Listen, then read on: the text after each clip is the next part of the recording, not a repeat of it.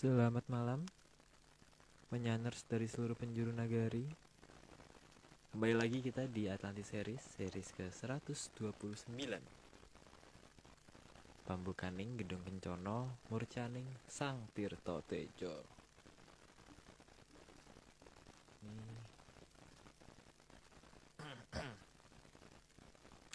Kita menunggu Mas Agung.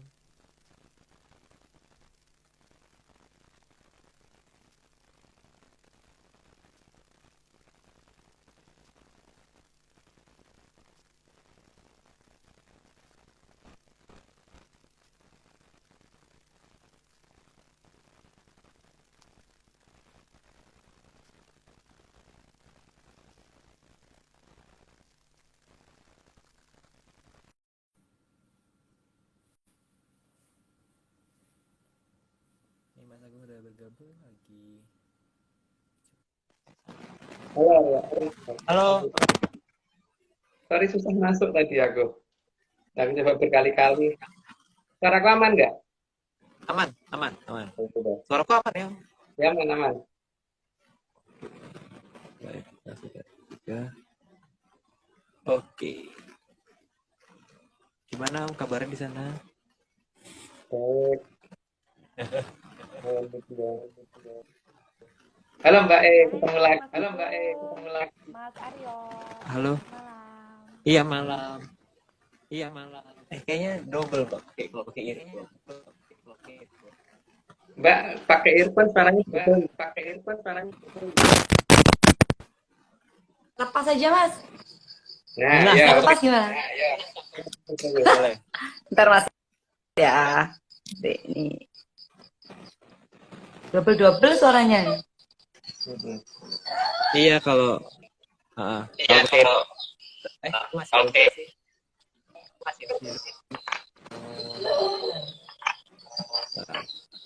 atau Mbak lagi nonton live juga lagi nonton live maksudnya di dekat situ. Suaranya masuk kira-kira.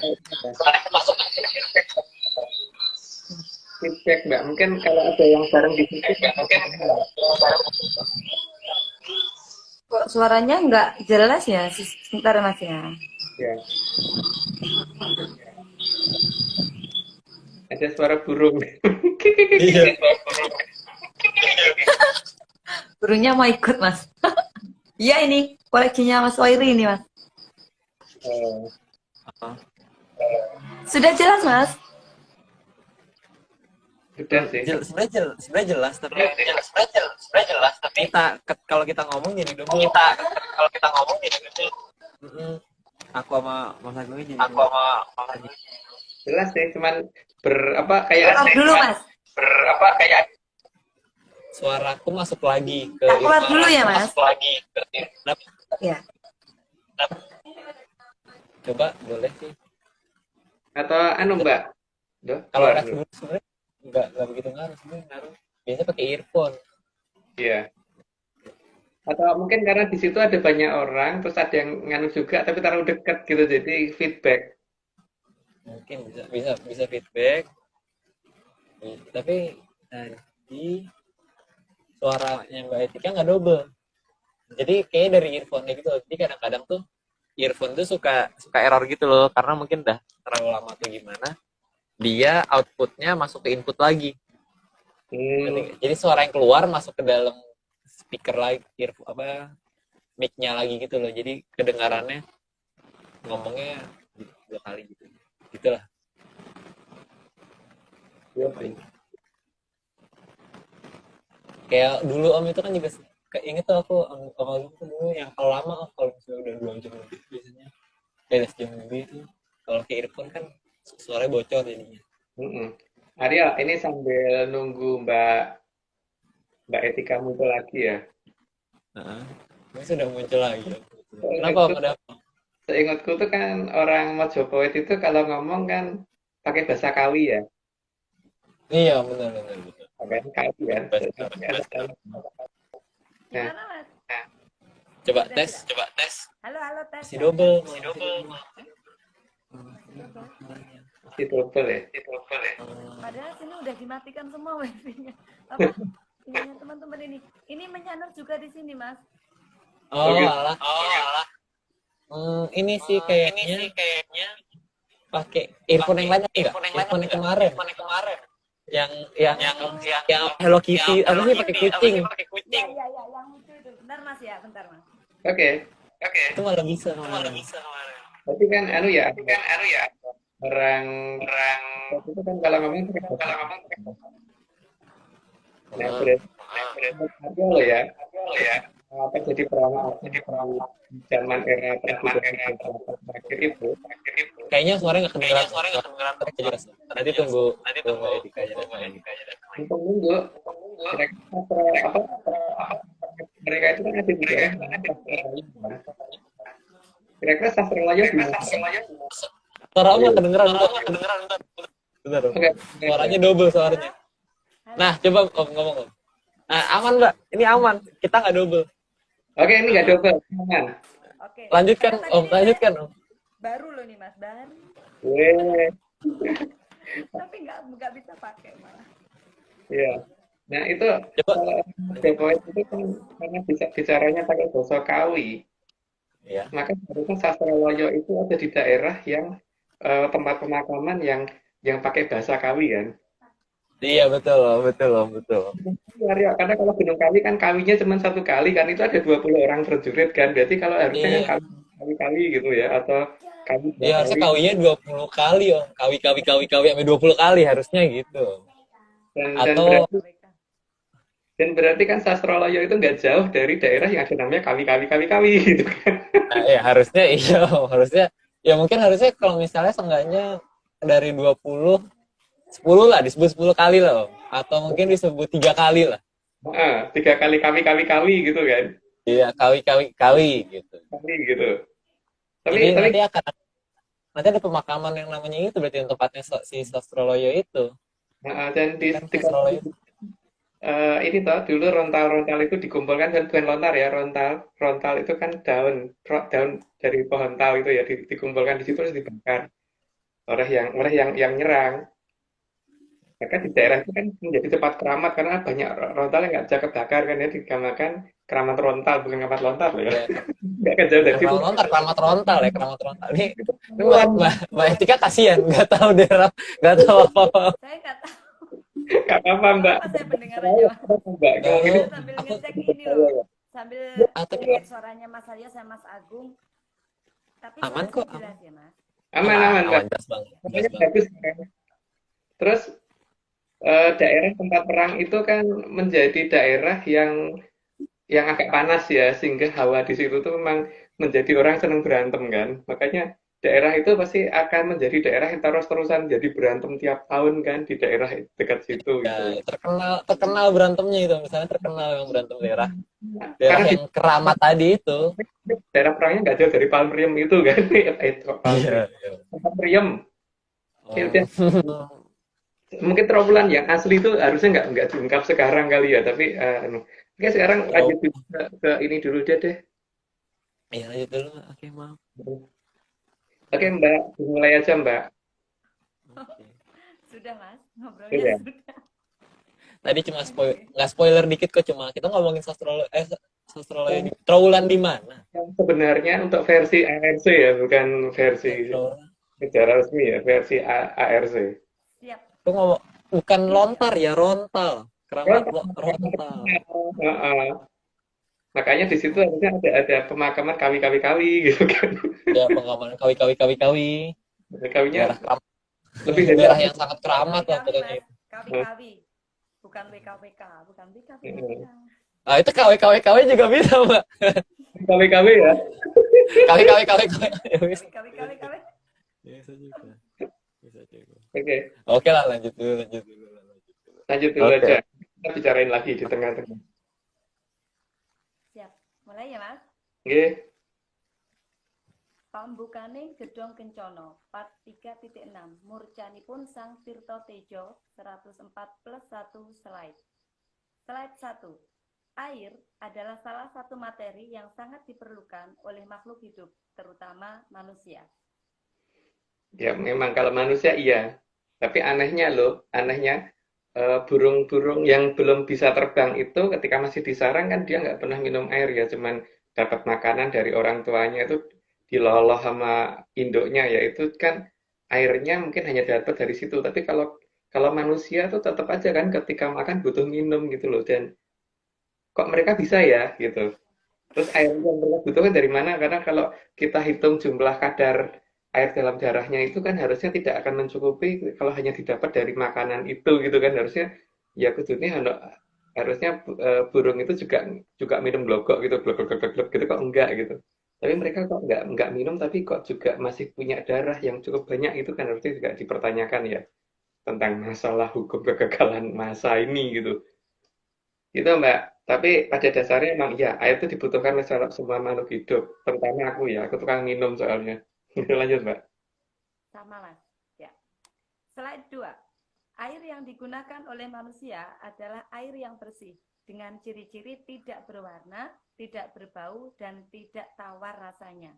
Ya. Jadi tidak berbau dan tidak berwarna. Jadi kalau misalkan berbau wangi sekalipun, itu harus dibikin tawar lagi. Jadi maksudnya membuat tawar itu bukan untuk menghilangkan apa namanya apa gitu, tapi yang jelas hanya untuk supaya bisa ditempati oleh makhluk hidup kan. Jadi air supaya bisa ditempati oleh makhluk hidup itu sebaiknya tidak berbau kan sebaiknya.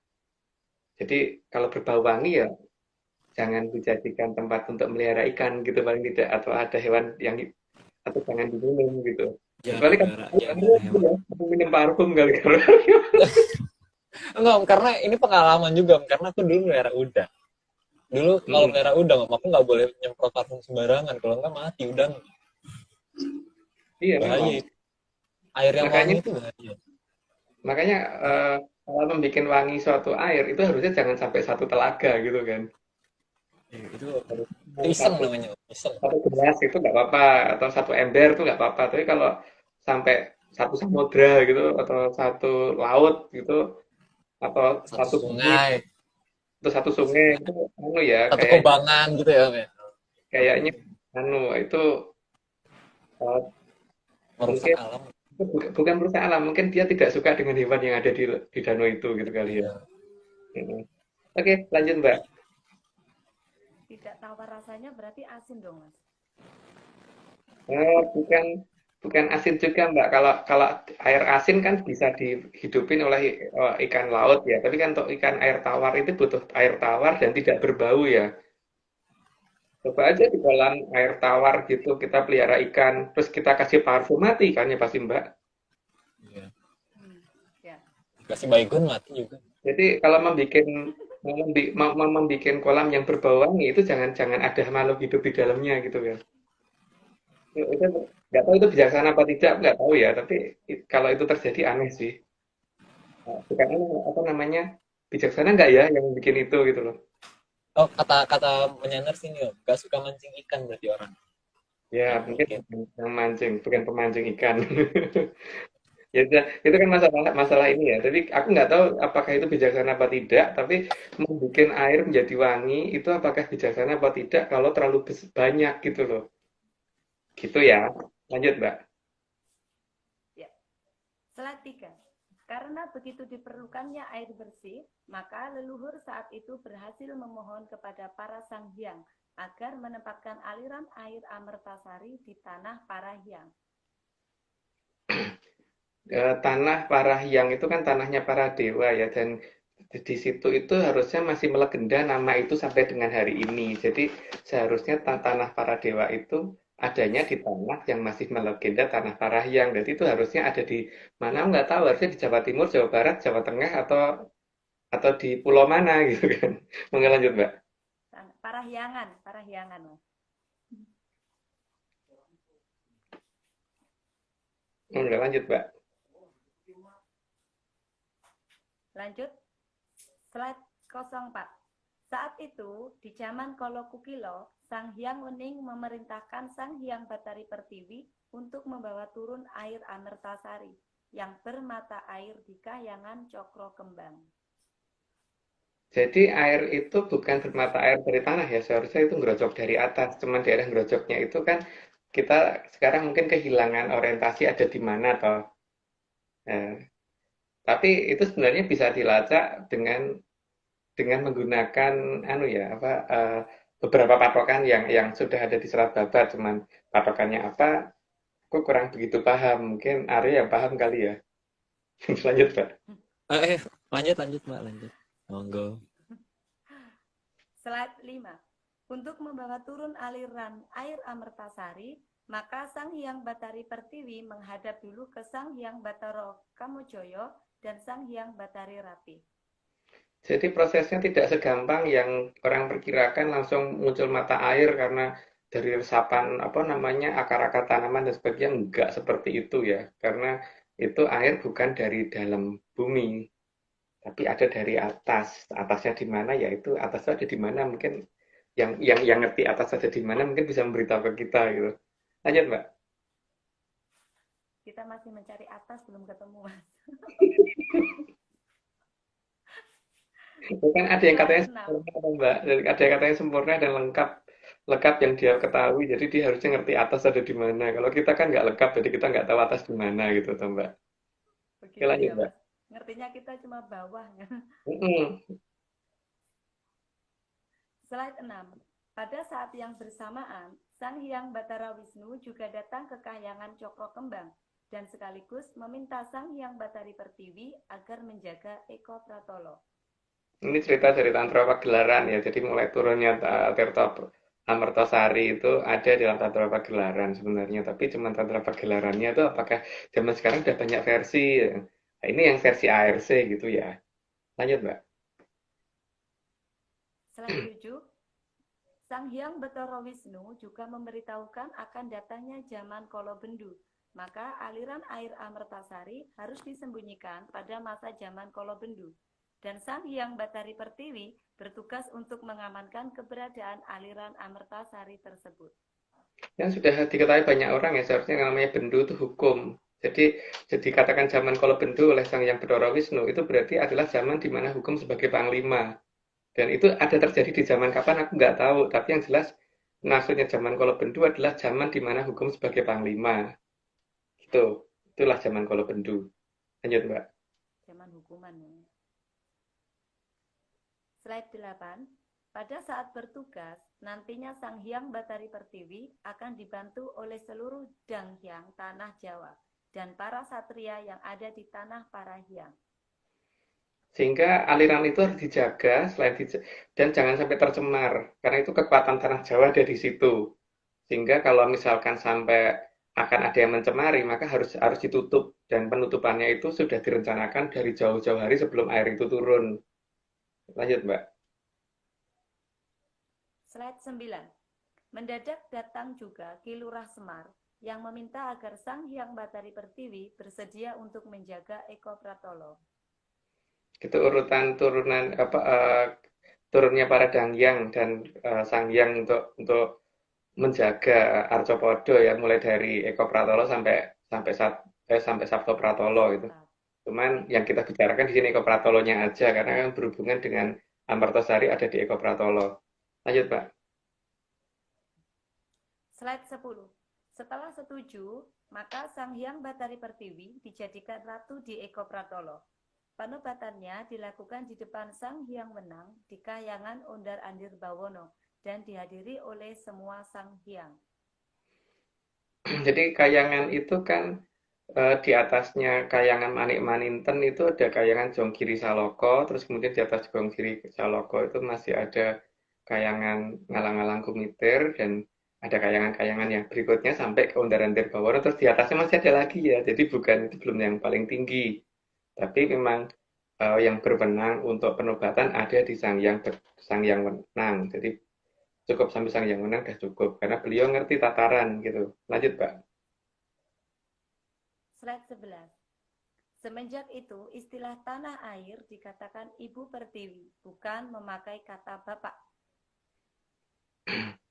Makanya penghormatan untuk perempuan di tanah Jawa ini seharusnya lebih dibandingkan terhadap laki-laki ya. Jadi aku juga bingung ketika kapan ini jadi berubah gitu loh, karena tidak ada loh istilah bapak kota gitu, yang ada kan ibu kota. Dan Oke. tanah air itu juga ibu pertiwi, bukan sebagai bapak pertiwi gitu. Itu harusnya mulai dikembalikan, tapi ya bagi yang mau mengembalikan itu. Tapi kalau kita sih sudah mencoba seperti itu ya, bagaimana supaya penghormatan itu dikembalikan kepada perempuan. Lanjut, Mbak. Slide 12. Bahkan kota sebagai pusat provinsi atau pusat kenegaraan juga dikatakan ibu kota. Katakan ibu kota loh, bukan bapak kota, bukan mbah kota juga enggak eyang kota itu juga enggak, buyut kota juga enggak, Pak kota gitu ya. om kota juga enggak, yang ada ibu kota gitu. Lanjut, Mbak. Ini Slide 13. bentar Mbak. Ah, Menyanas bilang suaranya kecil Mbak. Kalau itu earphone-nya ada mic, headphone-nya ada mic-nya nggak ya? Ada mic-nya nggak? Gak ada mic, Mas. Ini gak ada Nggak ada mic. mic. Oh berarti mic-nya di HP ya? Kayaknya iya. Apa dilepas saja? Enggak, Dilepas jangan aja? jangan dilepas, jangan dilepas. Nih, biasanya kalau headphone gitu langsung ada di situnya si Aryo. Aku juga punya yang seperti itu, tapi warnanya biru. Itu ada di Nah, situ juga, cuman aku jarang tak pakai sih. Jadi ada di situnya, sudah ada di dekat telinga gitu. sebenarnya tadi suaranya Mbak Etika gede ya Om ya. Di kita gede banget ya. Kita Aman ya. gede. Nah, adik aku gede. Mungkin mungkin Menyanas kayak gedein volume nih. Coba ya. Kayaknya Menyanas yang harus gedein volume Om. Karena kalau enggak kayaknya di kita aman, saya jelas banget ya, aku sama Dimas Agung jelas banget suaranya Mbak Etika. Iya. Jadi Mm-mm. mungkin Menyanas yang merasa Mbak Etika suara kecil, digedein suaranya. Beda. Atau pakai earphone. Atau saya lebih teriak-teriak lagi gimana? Tapi enggak. Enggak jahat. Boleh, oh, itu tidak ada yang larang. Nggak ada yang larang. Nggak ada yang larang. Ini kan tadi penghormatan, jadi benar-benar kita Enggak. nggak Enggak melarang. sendiri, Mbak. Mana suaranya nggak merdu malah teriak-teriak. Gimana? Gimana ya, Mas? Ya apa, Suaranya Mbak? diatur Ya, ulang lanjut aja. lagi. Lanjut aja sih, aku Oh, nggak kedengaran apa-apa. kayak mungkin Mungkin, di mungkin ini Menyaners biar lebih menikmati, harus ini, dia harus lebih mengilhami menaik. suaranya. Kalau iya, Heeh. no? Coba gini, Mas. Coba ngomong lagi. Nanti kalau masih kecil, ganti headset lagi. Gimana? Enggak sih, enggak kecil sih, Bang. Biasa. Nggak usah, nggak Enggak usah. ya, Mas? Udah, nggak Ya, apa. wes. Kita emang Kayaknya iseng yang aja orangnya. Mas Arya oke, Mas Arya oke, sudahlah, jalan. Nggak apa-apa, Lanjut. Pak Kecil, nggak apa-apa. Kita setuju. Kita berdua setuju. Kan terserah host, Pak. Saya kalau saya di gambar, saya di atas, terserah saya. Apa kata Mas Ya udah, Arya, wes. lanjut. Lanjut, slide 13. Karena mendapat perintah langsung dari Sang Hyang Wenang, maka nama ibu kemudian diabadikan menjadi nama kebesaran, termasuk nama istana dinamakan Keratuan, yang nantinya bergeser namanya menjadi Keraton. Oh, begitu. Jadi di sini yang terkenal tuh keratuan ya. Itu yang berdasarkan cerita yang didapat oleh ARC dari Tantra Pagelaran gitu ya. Lanjut, Mbak. Slide 14. Penunjukan yang Ratoni Eko Pratolo kepada Sang Hyang Batari Pertiwi itu karena akan datangnya zaman yang terbalik, di mana ada masa di zaman Kolobendu akan dikatakan perempuan adalah bagian dari laki-laki, dan Sang Hyang Batari Pertiwi nantinya diminta untuk mengubah di akhir zaman Kolobendu, sehingga saat zaman Kolosubo semua sudah kembali sebagaimana mestinya. Makanya sebelum perubahan zaman Kolobendu itu memang Sang Hyang Batari Pertiwi dulu yang akan turun. Jadi bersamaan dengan Dewi Sri ya. Makanya akan ada tanah yang tadinya tandus jadi subur dulu. Itu sebagai tanda akan adanya perubahan dari Kolobendu ke Kolosubo. Jadi bukan akhir zaman ya, bukan akhir zaman, hanya akan ada perubahan zaman. Tapi perubahan zaman ditandai dengan munculnya anugerah berupa tempat yang tadinya tidak bisa ditanemin jadi bisa ditanemin. Tapi ya nggak tahu kalau kemudian ada yang berpikir bahwa kalau itu pertanda akhir zaman ya aku nggak ngerti ya. Tapi kalau di Jawa nggak begitu sih. Lanjut, Mbak. Dewi Sri itu Dewi Padi ya, Mas? Dewinya tanaman sebenarnya bukan hanya padi, Mbak. Oh, Yang tanaman yang bisa dimakan ya terutama ya yang oleh manusia. Gitu, Mbak. Slide 15. Maka turunlah aliran Amertasari dengan kekuatan aliran yang lumayan deras. Di daerah dekat munculnya sumber yang berkaitan erat dengan kahyangan Cokro Kembang.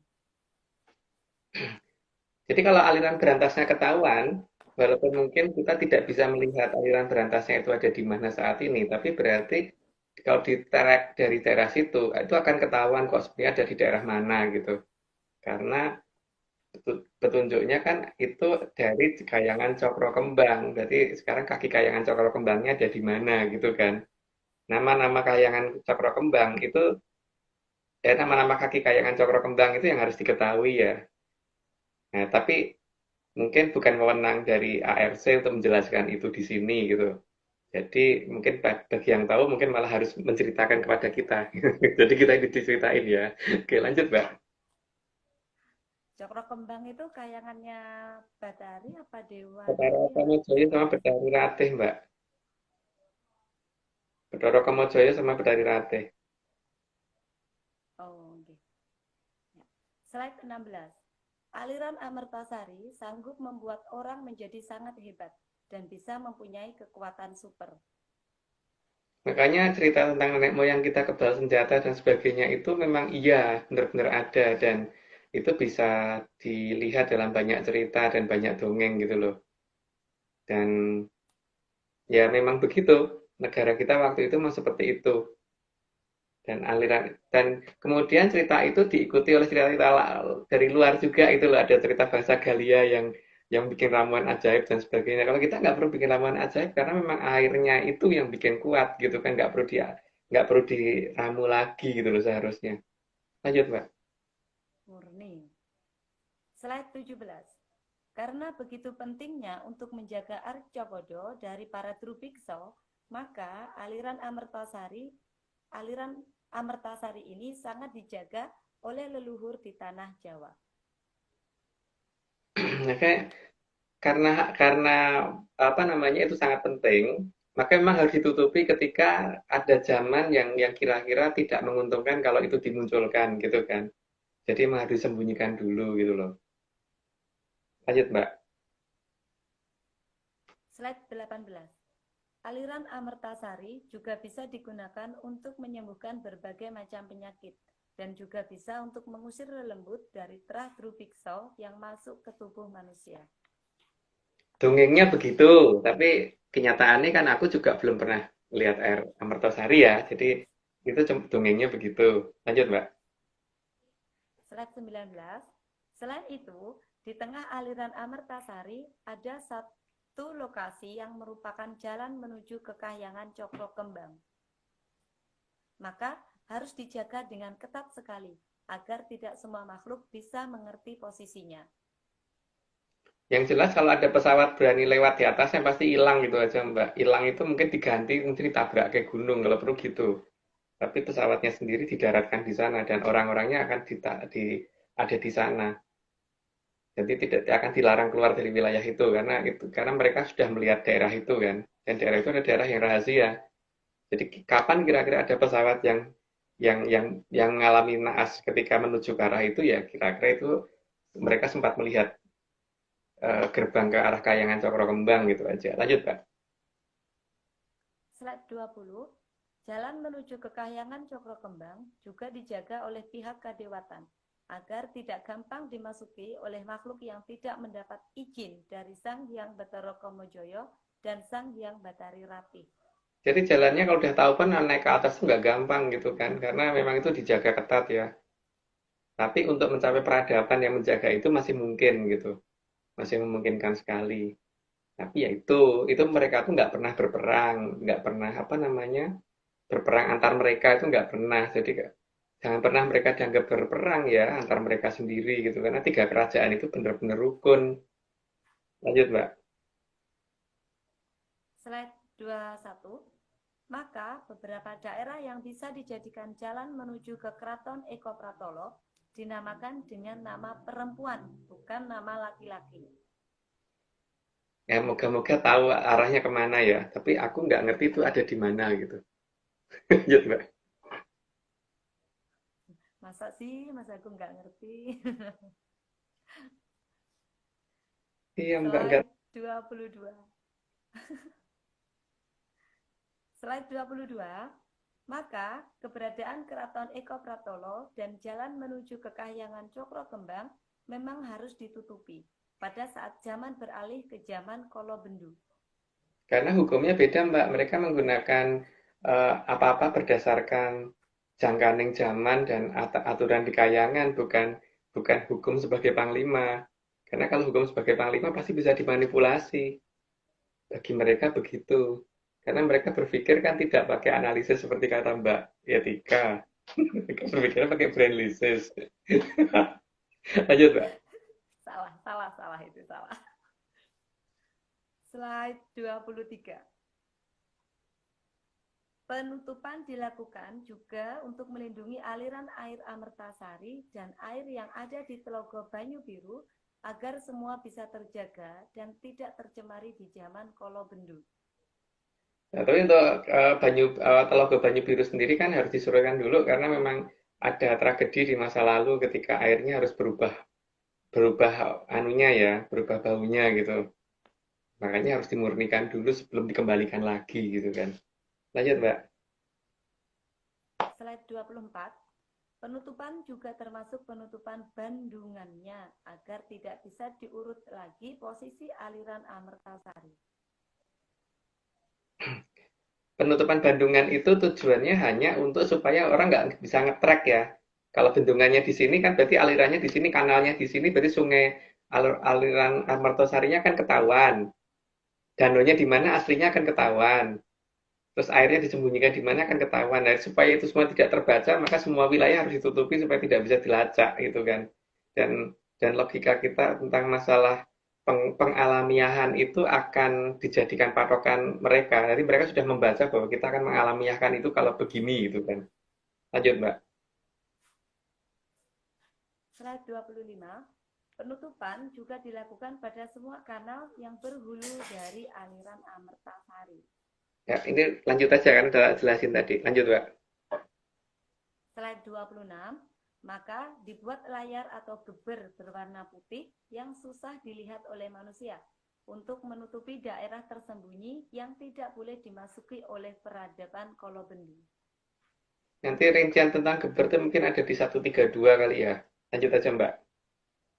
Slide 27. Sehingga semua kejadian di dalam daerah yang dirahasiakan tidak akan bisa dilihat, apalagi dimasuki oleh peradaban Kolobendu. Ya pokoknya mereka tidak ini ya, tidak mau dimasuki oleh yang masih menggunakan peradaban Kolobendu, yaitu peradaban yang hukum sebagai panglima tadi, gitu. Lanjut, Mbak. Slide 28. Dan tentu saja, layar tersebut harus bisa memberi gambar daerah yang seharusnya sangat jauh di belakang layar yang ada di peradaban Kolobendu. Jadi layar itu juga dipakai untuk merefleksikan gambar yang di daerah yang agak jauh, sehingga wilayah daerah dalam batas wilayah yang mereka sembunyikan tidak pernah bisa dilihat, karena yang dilihat adalah jarak ratusan kilometer sebelah sananya gitu. Begitu kira-kira. Lanjut ya, Mbak. Slide 29. Jadi, meskipun daerah peradaban Mojopahit sangat luas, tapi yang bisa dilihat peradaban Kolobendu adalah peradaban Kolobendu yang ada di ratusan kilometer di seberang layar kedua. Karena sistem kerajaan zaman dulu itu mereka mempunyai yang namanya taman mini. Taman mini itu adalah miniatur kerajaan yang ditaruh di depan istana. Jadi tamu-tamu itu yang tidak begitu mengenal kerajaan Majapahit maka hanya akan mengerti kerajaannya seolah-olah cuma seperti itu. Padahal di belakangnya masih ada kerajaan yang aslinya lebih besar. Maka daerah taman mininya itulah yang dulu sempat diserang. Dan di situ ada 20 penjaga dan tadi yang saya ceritakan sama Aryo tadi yang kita ini ya itulah posisi Trawulan yang sebetulnya gitu loh. Pasti harusnya nggak jauh dari itu tadi yang ada pemakaman kawi-kawi itu gitu. Lanjut, Mbak. Slide 30. Agar tidak bisa dimasuki, maka di garis batas peradaban dipasang sistem sepi angin, sehingga orang bisa pindah tanpa sadar. Sepi angin itu kan untuk memindahkan orang dari, nanti kalau zaman sekarang mungkin bahasa kerennya teleportasi gitu ya. Bahasa primitifnya teleportasi, kalau bahasa kerennya kan sepi angin. Gitu Mbak. Lanjut, Malah Mbak. teleportasi itu malah bahasa primitifnya ya, Mas. Bahasa primitif. Jangan dilanjut dulu, ini udah 30. Aryo, ini dulu, disclaimer dulu. Oke. Disclaimer dari Mbaknya ini. Kan ada dua yang kemarin. Ada Dari ada tiga ternyata. Baru Citarum, ngirim satu dari lagi. Citarum. Oke, kalau gitu satu-satu. Yang paling terakhir.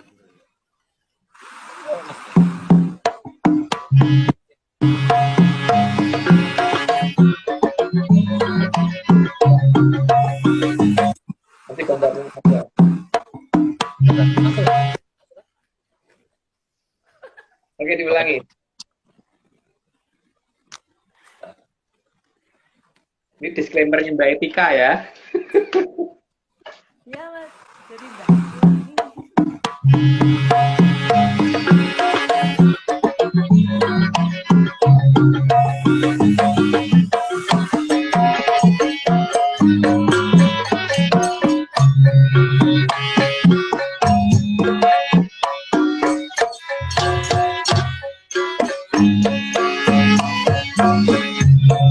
Semua ini hanya dongeng. Kalau nggak percaya, ya nggak apa-apa. Tapi kalau mau percaya,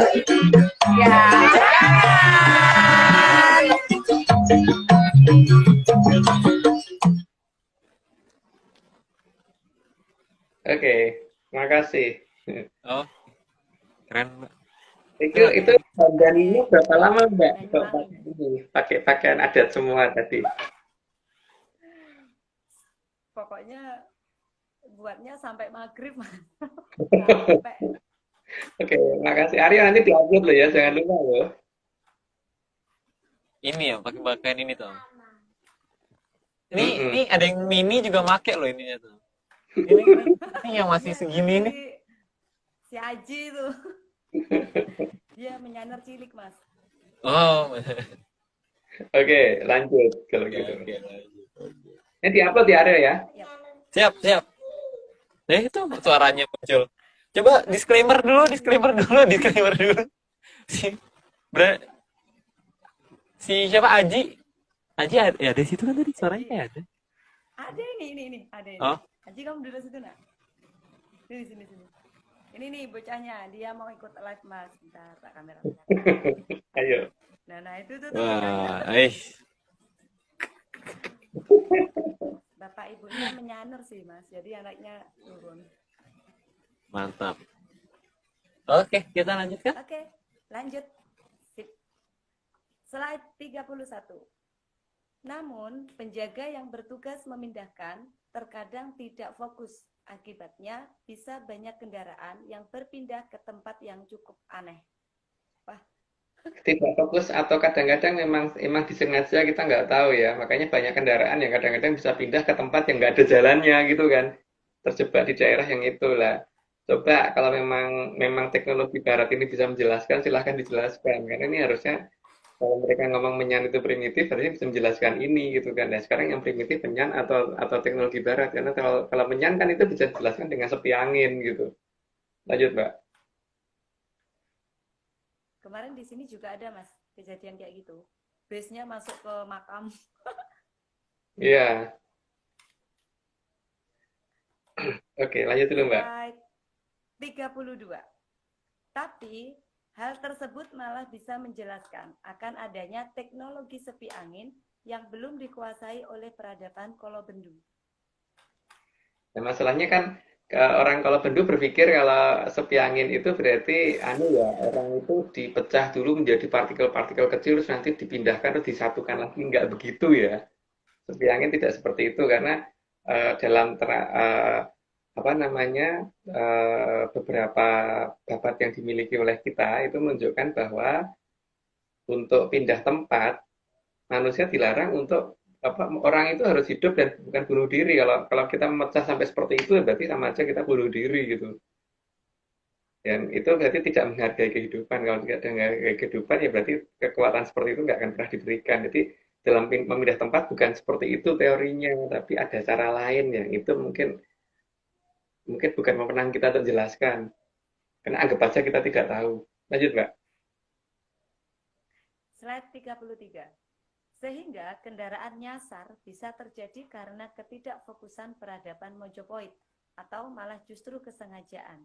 Kesengajaan dari peradaban Mojopahit yang ingin memberi pesan bahwa mereka ada dan mempunyai teknologi setinggi itu. Jadi kalau peradabannya bisa membuat kendaraan berpindah sampai seperti itu, apa iya bangunannya ditunjukkan seperti bangunan-bangunan yang mereka katakan itu bekas kerajaan Majapahit seperti itu gitu kan? Apa iya teknologinya cuma seperti itu gitu kan? Nggak mungkin. Kalau memang karena teknologi zaman sekarang aja yang bisa bangun gedung setinggi ini aja belum bisa loh memindahkan kendaraan sampai seperti itu. Nah, berarti kalau kalau logikanya kan kalau mereka bisa memindahkan kendaraan sampai seperti itu, berarti harusnya bangunan teknologinya juga lebih tinggi daripada bangunan yang dimiliki minimal oleh Amerika, karena Amerika aja belum bisa. Gitu. Lanjut, Mbak. Slide 34. Jadi dianggap hoax ataupun dianggap nyata, teknologi sepi angin itu memang benar-benar ada. Dan pasti para pakar yang berdasarkan ajaran barat tidak ada yang berani membuka kasus ini. Karena akan terlihat kalau mereka tidak mampu memberi penjelasan. Suaranya memelan, Mbak. Dari mulai dan pasti para pakar suaranya mengecil, hilang. Oke, saya ulang. Slide 34. Jadi dianggap hoax ataupun dianggap nyata, teknologi sepi angin itu memang benar-benar ada. Dan pasti para pakar yang berdasarkan ajaran barat tidak ada yang berani membuka kasus ini, karena akan terlihat kalau mereka tidak mampu memberi penjelasan. Ya, jadi kan mereka akan menganggap ini akhirnya akan menganggap bahwa ini tindakan hantu gitu aja kan yang paling gampang. Tapi kalau ini dianggap hantu kan berarti itu semua udah berhenti, stop di situ. Tapi kan yang namanya pakar itu nggak boleh begitu. Harusnya diteliti dong. Kenapa bisa begitu, bukan didiamkan. Kalau nggak, jadi gini ya, sekarang siapa yang primitif gitu aja kalau seperti ini. Karena kalau dikatakan zaman dulu Majapahit yang primitif, kalau Majapahit bisa melakukan seperti itu. Lah terus mereka zaman sekarang yang katanya maju kok nggak bisa. Berarti kalau kita lihat hitung-hitungan secara teknologinya saja, itu kan kelihatan kalau yang Jakarta Surabaya kalau naik pesawat itu sekitar satu jam lebih sedikit gitu. Sementara mereka bisa kedepeng metro, berarti kan kemajuan teknologinya adalah kok ibu kota kita seperti itu, bangunan tertinggi seperti itu gitu kan di saat ini dengan kecepatan pindah dari Jakarta ke Surabaya naik pesawat sekitar 1 jam sekian gitu, sekian menit. Kalau mereka bisa ke metro, berarti bangunan yang mereka bikin pasti juga jauh-jauh lebih tinggi daripada yang diduga oleh kita itu. Jadi nggak mungkin bangunannya itu seperti apa yang saat ini sudah ditemukan, toh Mbak. Artinya, Majapahit mungkin belum ditemukan sampai dengan hari ini gitu loh. Lanjut, Mbak. Slide 35. Karena semua teknologi kolobendu yang saat ini dikuasai Trah Utara pasti tidak akan bisa menjelaskan peristiwa tersebut. Maka yang diharapkan hanya agar berita tersebut secepatnya menghilang. Pertama, mereka akan mengecap bahwa ini adalah tindakan dari berhala. Kalau enggak dicap tindakan dari setan. Kalau tidak dicap tindakan dari makhluk halus. Terus kalau ada orang pertanyakan itu ditertawakan atau dianggap gila yang bertanya. Tapi sebenarnya mereka tuh malu karena nggak bisa menjelaskan itu gitu loh. Karena kalau bisa menjelaskan kalau nggak bisa menjelaskan akan ketahuan bahwa teknologi itu sebenarnya nggak seperti yang mereka sebarkan selama ini. Ada banyak teori-teori yang sebenarnya nggak masuk akal yang mereka pakai untuk pakem dan dijadikan patokan di zaman kolobendu ini gitu loh Mbak. Lanjut Mbak. Ujung-ujungnya goib gitu ya Mas. Alasannya selalu itu. Slide 36. Karena dasar teknologi Mojopahit bukan berdasarkan hewan yang dikenal saat ini. Ya karena memang kalau misalkan kita di sana itu kan kuda aja masih ada yang bersayap ya, kuda terbang dan sebagainya masih ada. Jadi dasarnya itu menggunakan apa-apa yang di negara kita nggak ada saat ini gitu loh Mbak. Jadi memang beberapa teknologi kunci mereka sembunyikan dan tidak akan dikuasai oleh kita karena material kuncinya juga ada di pihak mereka bukan di pihak kita. Lanjut Mbak. Slide 37. Karena memang teknologi sepi angin itu dasarnya sepi, maka perpindahannya juga tanpa suara atau senyap.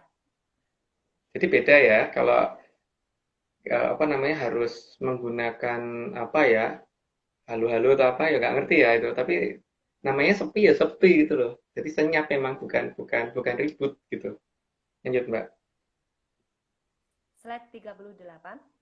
Juga bukan berdasarkan banyaknya jumlah, karena sepi itu jumlahnya berarti tidak ramai.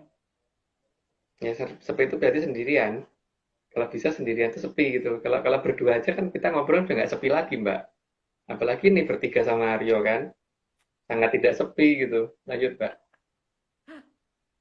Slide 39. Keberadaan dinding juga sangat penting untuk garis batas. Karena kalau tidak ada batasan nanti dengan gampang bisa dilewatin. Kalau dilewatin ya nanti resikonya bahwa peradaban mereka akan terganggu. Kan mereka tidak mau diganggu, Mbak. Maka mereka benar-benar menutup semuanya supaya kita nggak bisa ke sana. Lanjut, Mbak.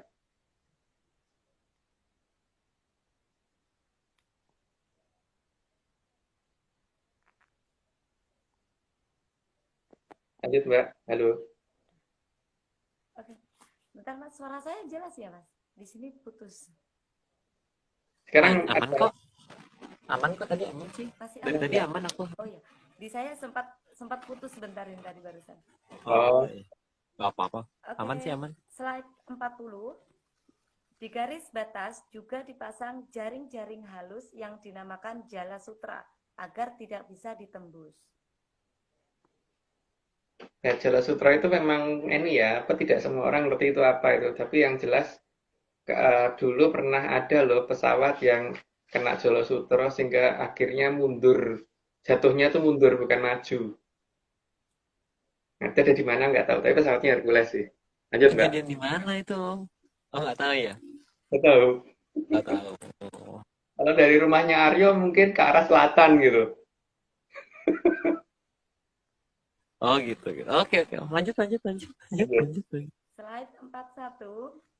Jala sutra juga bisa difungsikan untuk memindahkan sesuatu yang tidak dikehendaki masuk agar kembali ke peradaban Kolobendu. Ya, jadi itu sudah jelas lah, nggak perlu jelasin lagi. Lanjut Mbak. Slide 42. Juga untuk menghalau makhluk kecil dari trah drubiksa yang doyan darah agar tidak bisa masuk. Ya, kayak nyamuk dan sebagainya juga nggak bisa masuk ke sana. Lanjut Mbak. Slide 43. Maka trah drubiksa yang doyan darah hanya bisa memangsa makhluk di peradaban Kolobendu dan tidak bisa melihat peradaban selain peradaban Kolobendu. Jadi ini juga bisa dipatokan ya, daerahnya mungkin kalau orang biasanya ngomong daerah hutan itu pasti nyamuknya banyak. Ya, berarti mendekati lokasi Mojopahit itu, makin mendekat berarti lokasi itu akan nyamuknya justru berkurang walaupun mungkin genangan airnya banyak. Jadi tidak akan sesuai dengan teori-teori biologi bahwa kalau ada genangan air berarti nyamuknya banyak itu di wilayah itu malah berkurang. Karena nyamuk dengan sendirinya tidak akan tahan karena ada getaran yang membuat mereka harus pergi dari lokasi itu gitu. Lanjut, Mbak. Oh. Slide 44. Seperti yang pernah dikatakan Sang Mahaprabu Kandiawan kepada Putut Jantoko, maka seluruh makhluk serangga bawahan dari Putut Jantoko tidak diizinkan masuk ke lokasi tersebut. Putut Jantoko tuh yang senangnya bawa ular ular makan ular itu, Mbak. Lanjut, Mbak. Slide 45. Peradaban tersebut juga tidak bisa diancam. Bagaimana mau mengancam? Melihat saja tidak bisa. Melihat aja nggak bisa, tapi masalahnya bukan hanya itu sih. Kalau perang beneran ya kita yang kalah, Mbak. Lanjut, Mbak. Slide 46. Berbeda dengan peradaban Kolobendu, yang memang apa-apa didasarkan atas ancaman dan ketakutan. Di peradaban Mojopahit, apa-apa didasarkan atas naluri kemanusiaan, maka mereka bisa sangat maju. Karena memang tidak ada orang pengen curang di sana ya, sehingga dan apa-apa memang serba mudah di sana, jadi tidak ada yang namanya pengen ngakalin orang lain tuh nggak ada gitu. Lanjut Mbak. Slide 47. Selain itu, Sang Hyang Wening juga ikut menutupi lokasi tersebut, sehingga makin sempurna penutupannya, karena keberadaan sinar dari Sang Hyang Wening. Kalau itu sudah pernah dijelaskan di waktu yang kapan gitu, nanti lanjut aja Mbak. Slide 48. Dari peradaban Kolobendu, hanya yang bisa bertemu dengan Sang Hyang Wening yang diizinkan masuk ke peradaban Ibu Pertiwi. Ya, tapi kalau ngerti Sang Hyang Wening itu seperti apa ya, tapi kalau misalkan tidak tahu dan prosesnya nggak ngerti, bagaimana proses bertemunya dan bagaimana minta izinnya dan sebagainya ya nggak tahu. Tapi setahuku seharusnya itu ngerti dulu baru bisa ketemu gitu. Itu ya Mbak. Lanjut Mbak. Slide 49. Dan Sang Hyang Wening itu tidak bisa ditipu, maka mau menyamar seperti apapun akan tetap ketahuan oleh Sang Hyang Wening. Karena kok Sang Hyang Wening manusia saja kalau bisa ngerti yang namanya koloni punonya orang, itu berarti kan dia bisa manggil koloni punonya orang, itu aja tidak akan bisa ditipu karena ketika orang itu bicara koloni punonya ngomong enggak, ngomongnya tadi ngomongnya ini kok rencananya ini akan ngaku dengan sendirinya gitu. Kan koloni puno itu memang diciptakan untuk tidak bisa berbohong gitu. Maka para Maha Prabu pasti memiliki itu untuk menanyakan itu gitu loh. Jadi kalau ini nanti kan seharusnya yang ketempatan yang akan naik nanti sebagai Satrio Piningit harusnya mengerti itu gitu kan. Kalau tidak mengerti itu ya berarti bukan gitu. Kalau masih bisa ditipu ya bukan. Tapi sangat mungkin bahwa dia pura-pura nggak tahu kalau dia ditipu bisa aja. Tapi sebenarnya dia tahu kalau dia ditipu. Lanjut Pak.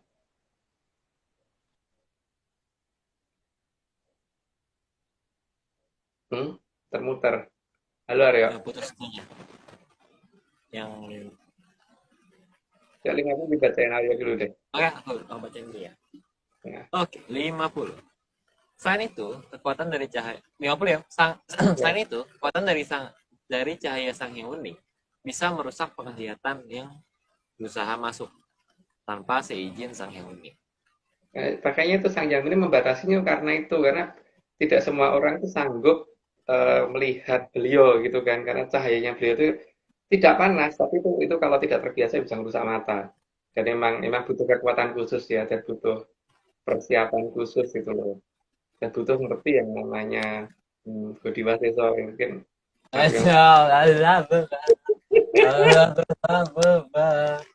Kita lanjut yang satu ya. ya yang ngerti kali ya bukan kita ya malahan ya Bukan. Kita sebaiknya emang harus nanya kalau misalnya emang ada yang iya. suaranya hilang ya Apa? suaranya Ara tadi sempat menghilang. Oh iya, kejauhan. Jauhan dari ini. Oke. Nah, ini Mbak Tika udah ada lagi. Oke, di add dulu.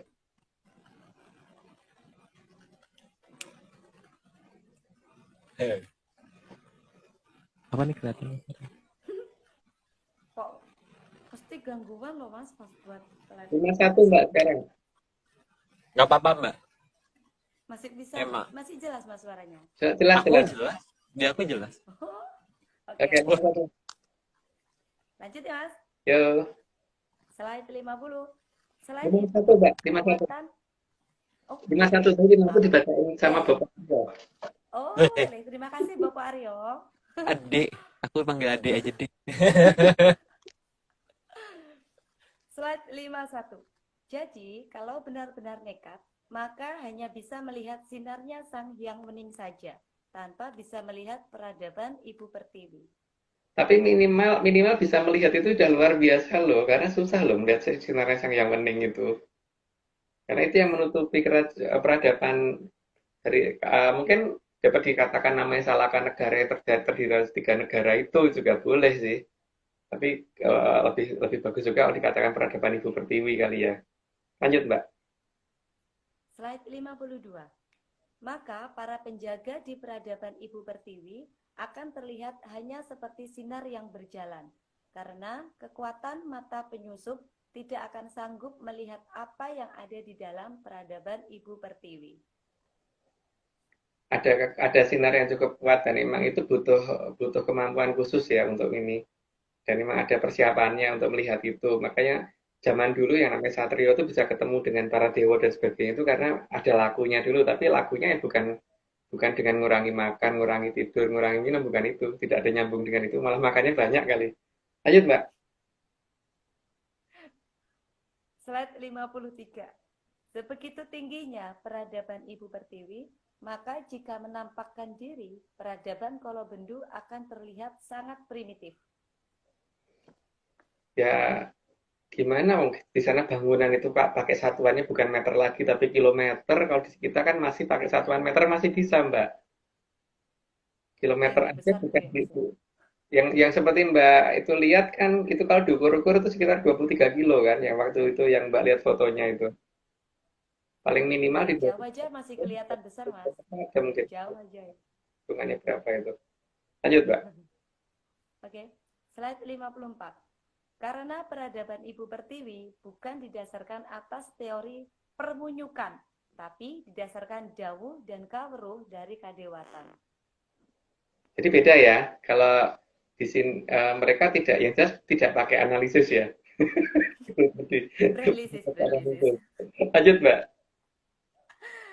Slide 55. Di terah Ibu Pertiwi memang tidak ada satupun yang merupakan keturunan dari Munyuk, karena mereka adalah terah dari kadewatan. Aduh, gambarnya. Karena beda Mbak. Kalau di sini mungkin ada yang bangga loh ngaku bahwa bahwa anak turunnya Munyuk gitu. Itu ada yang bangga loh ngomong begitu sampai sampai memaksa orang lain harus mengakui cerita itu gitu. Jadi ya itu memang tidak akan pernah diizinkan masuk sana kalau masih mengakui seperti itu kan. Karena lo bangsane Munyuk kok mlebu ning bangsane dudu bangsane kadewatan nggak mungkin boleh dong. Lanjut Mbak.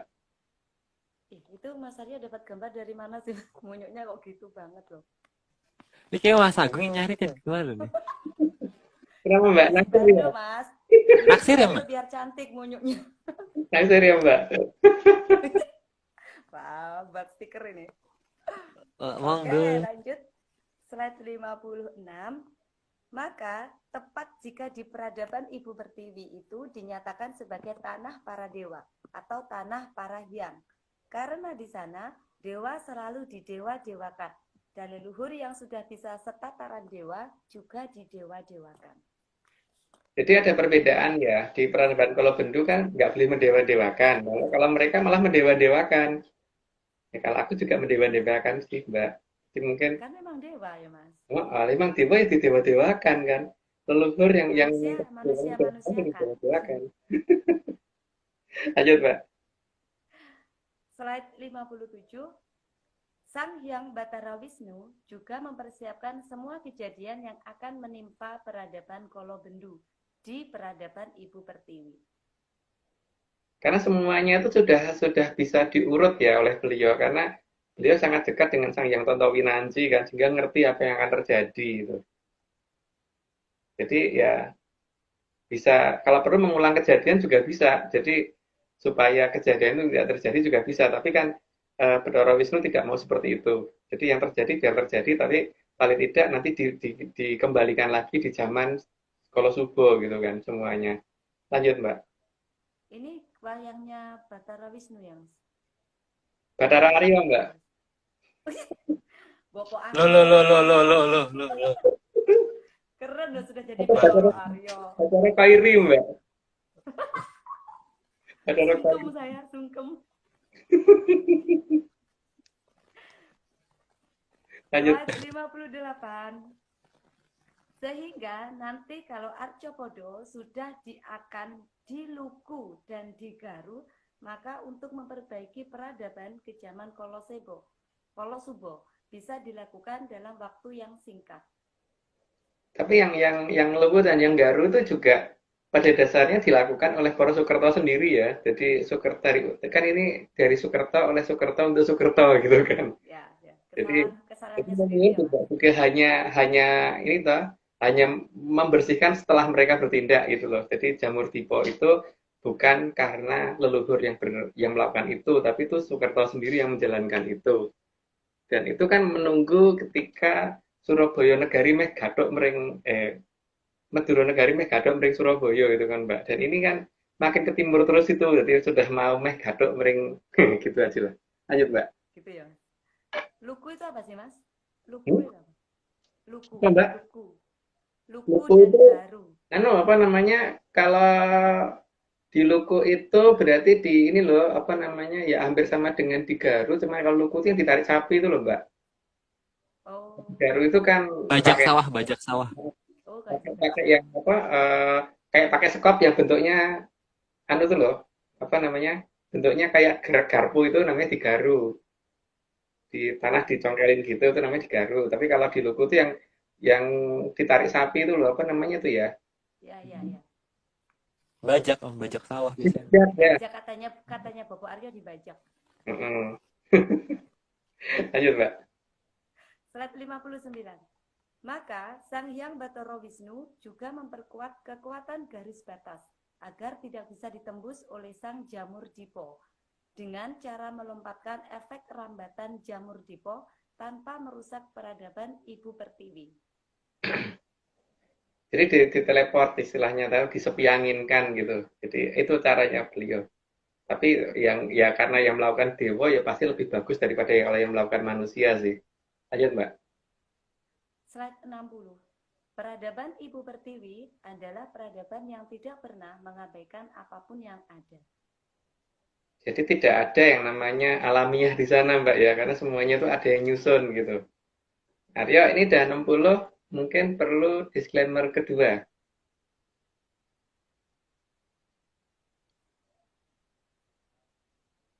Cuma dongeng, nggak Lalu kuping dulu. Malu-malu, Mbak. Kenapa? Rasanya nggak enak banget loh Mas. Nanti pas akhir melihatnya gini aja. Aku malu loh Mas. Kedua tangan gini Mbak.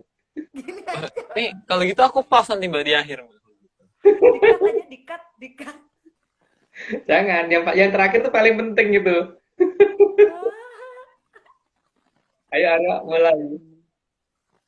ini semua cuma dongeng. Nggak percaya, nggak apa-apa. Tapi kalau percaya, ya jangan. Ingat, gunakan brandlisis, bukan analisis. Keren. Padahal suaranya nggak merdu-merdu amat, tapi ngotot aja dibikin disclaimer. Gak apa-apa. Ya udah, kita lanjut 61. Slide 61. Peradaban Ibu Pertiwi juga menganggap semua makhluk yang diciptakan oleh Sang Hyang Kawitan merupakan anugerah yang semua ada manfaatnya. Jadi walaupun itu mengganggu, makanya kalau itu mengganggu, yang mengganggu itu dulu dibikin oleh siapa ya diarahkan ke tempat itu gitu. Jadi supaya mereka tidak terganggu, tapi yang membutuhkan biar ini gitu kan. Karena emang ada peradaban yang aneh kok di zaman-zaman ini gitu. Lanjut Mbak. Slide 62. Jadi, di peradaban tersebut, semua makhluk diberi tugas sesuai apa yang mereka bisa. Tidak ada yang dibiarkan liar dan tidak ada yang diusir-usir. Semua berhak punya tempat, cuman tempatnya dibatasin memang. Jadi tidak supaya tidak saling mengganggu. Jadi semua memang harus ada tempatnya. Dan alam raya ini luas, jadi alam raya ini bukan hanya bumi gitu kan. Dan beliau mengerti itu dan mengerti bagaimana menjangkau tempat yang jauh di luar sana. Kalau peradaban kita kan baru muter-muternya juga bumi lagi, mentok sampai bulan aja. Itu bumi tangga kan nggak ada yang tahu gitu kan. Lanjut Mbak. Iya, Mas. Slide 63. Di peradaban Ibu Pertiwi, seluruh rakyat justru diharuskan mampu melihat hal-hal yang tidak bisa dilihat oleh mata normal. Karena di sana hubungan manusia dan alam harus harmonis. Jadi bagaimana orang bisa mengatur mereka ketika kita melihat aja enggak gitu kan. Kalau mereka berpikirnya begitu, maka memang orang harus melihat. Jadi kalau sudah bisa melihat, baru bisa mengatur. Jadi bagaimana mungkin kita bisa tidak takut kalau kita melihat aja nggak bisa gitu kan, karena ya kita harusnya bisa melawan kalau kita bisa melihat, panca indera kita harus genep dulu gitu loh. Kalau dalam bahasa Jawa sangka panca-indrianing itu penting gitu. Jadi bukan kata-kata indah, tapi benar-benar bisa melakukan itu semua dulu. Lanjut, Mbak. Mas, ini menyanas ada yang bilang suara makin mengecil. Jadi saya agak teriak-teriak ini ya Mas ya. Mohon izin Apa, ini. Mbak? Monggo. Oh, kita nggak ngelarang loh, Mbak. Teriak-teriak nggak ada yang ngelarang. Oke, siap. Bahkan tadi suruh pakai toa. Kalau itu. Jangan Mas, ganggu orang tidur. Oh, iya, kita nggak boleh ganggu, Mbak. Ya, maaf. Kita nggak boleh Jangan ganggu. ganggu. Benar, benar. Oke, lanjut. Slide 64. Karena bagi peradaban Ibu Pertiwi, langkah awal dalam manusia menjalankan tugas menata alam adalah harus bisa melihat alam itu apa dan alam itu bagaimana. Memang ada banyak cara ya, dan salah paling mudah adalah menggunakan aliran Amertosari itu kan seharusnya. Tapi kalau aliran Amertosarinya jadi tidak kelihatan, ya berarti cara kedua itu kan, cara kedua ini tidak terbuka untuk umum ya. Jadi mungkin memang bukan wewenangnya ARC menjelaskan itu, tapi monggo dicari sendiri cara kedua ini bagaimana ketika aliran Amertosari ini tidak ada yang tahu di mana. Lanjut, Pak. Slide 65. Di peradaban Ibu Pertiwi, tidak ada makhluk apapun yang tidak terkendali, karena mereka semua bisa melihat dan tahu cara mengendalikannya. Jadi, justru bukan takut terhadap memedi, tapi justru memedi yang takut terhadap mereka. Dulu di zaman aku kecil aja dulu, Mbak ya. Anak kecil itu kalau ketemu kuntilanak tuh senengnya setengah mati karena akan dipakai mainan tuh, entah itu dibikin ini towo atau dibikin jalangkung atau dibikin apa gitu loh. Tapi di zaman saat ini itu orang dewasa ketemu kuntilanak tuh pingsan, Mbak. Aku sih bingung saja nih. Apalagi di peradaban mereka kan. Peradaban mereka seperti itu. Mereka bisa mengendalikan itu semua karena mereka bisa ngelihat. Jadi bukan bukan hanya bisa bicara tentang masalah keindahan kata-kata doang ya, tapi memang benar-benar bisa ngelakoninya tenanan gitu loh. Ini bukan berteori macam-macam yang akhirnya sebenarnya teori itu juga nggak nyambung gitu loh. Di peradaban kita kan rata-rata begitu, teorinya banyak tapi nggak nyambung semua gitu. Lanjut, Mbak. Slide 66. Sehingga lelembut di peradaban Ibu Pertiwi sangat tunduk karena setiap gerak-gerik mereka teramati oleh seluruh masyarakat di sana. Maka di sana memedi sama sekali tidak berkutik. Maka definisi memedi itu beda dengan kita. Kalau definisi kita kan memedi itu yang nakut-nakutin manusia. Kalau di mereka memedi itu yang takut oleh manusia gitu kan. Beda Terbalik definisi ya, Mas? antara kita dan mereka. Oh, terbalik, Mbak. Waktu di zamanku aja masih begitu kok dulu. Lanjut, Mbak. Slide 67. Sehingga semua memedi bisa dikendalikan dengan benar. Jadi bukan dibiarkan liar dan diusir-usir, tapi justru dimanfaatkan sesuai kemampuan yang dimiliki para memedi. Tuh, kalau diusir kan berarti dia akan pindah tempat. Kalau pindah tempat kan berarti mengganggu orang lain yang ada di tempat baru. Jadi memang kalau mereka berprinsip bukan diusir, tapi malah diopeni ya supaya harmonis dan mereka pasti ada manfaatnya gitu loh. Kalau diusir-usir kan berarti malah ganggu tempat yang lain. Jadi malah jangan ganggu tempat yang lain. Bagaimana caranya itu? Kalau di kita ya nggak tahu peradaban kita beda dengan mereka toh. Lanjut, Mbak. Kalau ngopeni itu lebih dari satu juga nggak apa-apa ya, Mas? Nggak apa-apa. Memedi itu termasuk Mbak Kunti juga itu kan, Mas? Masuk ya. Lagi mau kenalan ini saya. Slide 68. Sehingga semua memedi akan sangat hormat terhadap manusia di peradaban Ibu Pertiwi, karena mereka justru dirawat dan diajari, supaya mereka bisa digunakan dengan benar. Jadi sebegitu besarnya ya akibat hilangnya aliran Amertosari itu sampai seperti itu ya Mbak yang kelihatan di mata kita ya. Tapi ya kalau orang anggap aliran Amertosari itu tidak ada ya nggak apa-apa karena kan kita juga ngomongin teman dongeng. Lanjut, Mbak. Ya. Slide 69. Mereka juga diajari saling hormat antar sesama makhluk jenis mereka dan jenis-jenis lainnya, supaya tidak ada pertengkaran di antara makhluk-makhluk itu. Ya karena mereka juga akan rebutan antar mereka sendiri, walaupun dengan manusia takluk, tapi antar mereka sendiri kan mereka juga bisa berantem. Nah, ini manusia harus bisa mengendalikan itu supaya mereka tidak bikin rusuh. Lanjut, Mbak. Slide 70. Sehingga di peradaban Ibu Pertiwi, memedi dikatakan ada, bukan dikatakan tidak ada. Dan teknologi mereka memang sanggup melacak dan mengendalikan memedi. Tapi kan beda definisi sama kita. Kalau kita mengatakan itu tidak ada, walaupun kenyataannya ketika ada orang kesurupan di sini gitu kan, ada orang ditakut-takutin di sini gitu, ada kunti datang orang kabur di sini itu ada kenyataan seperti itu, tapi tetap dikatakan tidak ada kalau di sini, walaupun ada. Lanjut, Pak. Tapi kalau kejadian kesurupan tuh gimana, Mas? Itu memang mereka masuk atau gimana? Ya iya, lawang masalahnya kan ketika kita tidak mengerti bagaimana caranya mengendalikan mereka, melihat aja enggak tuh gimana sih Mbak mau mengendalikan? Oh iya. Zaman sekarang kan orang-orang bang sangka Pancandriane itu loh masalahnya itu loh Mbak. Buktinya mau Jokowi aja nggak ada yang tahu di mana gitu loh. Termasuk aku loh. Maksud Mbak. Serius, Mas. Oh itu serius Mbak, cuman bukan hanya Slide 71. Karena memedi sangat bisa masuk ke manusia, sehingga kesadaran manusia jadi hilang. ya itu kan karena ya beda peradaban sih Mbak. Jadi gimana menjelaskannya ya itu ya. Kalau zaman dulu itu kan yang dikatakan jelek itu adalah ketika memedi takut sama manusia. Tapi ketika ada sesuatu yang dikatakan baik, itu justru yang dikatakan baik itu ketika manusia takut sama memedi gitu loh. Jadinya bingung aku. Lanjut Mbak. Besok kalau kopdar saya pengen tanya-tanya masalah inilah. Slide 72. Kehilangan kesadaran tersebut bisa mengakibatkan manusia menjadi tidak bisa melihat apa yang harusnya dia lihat.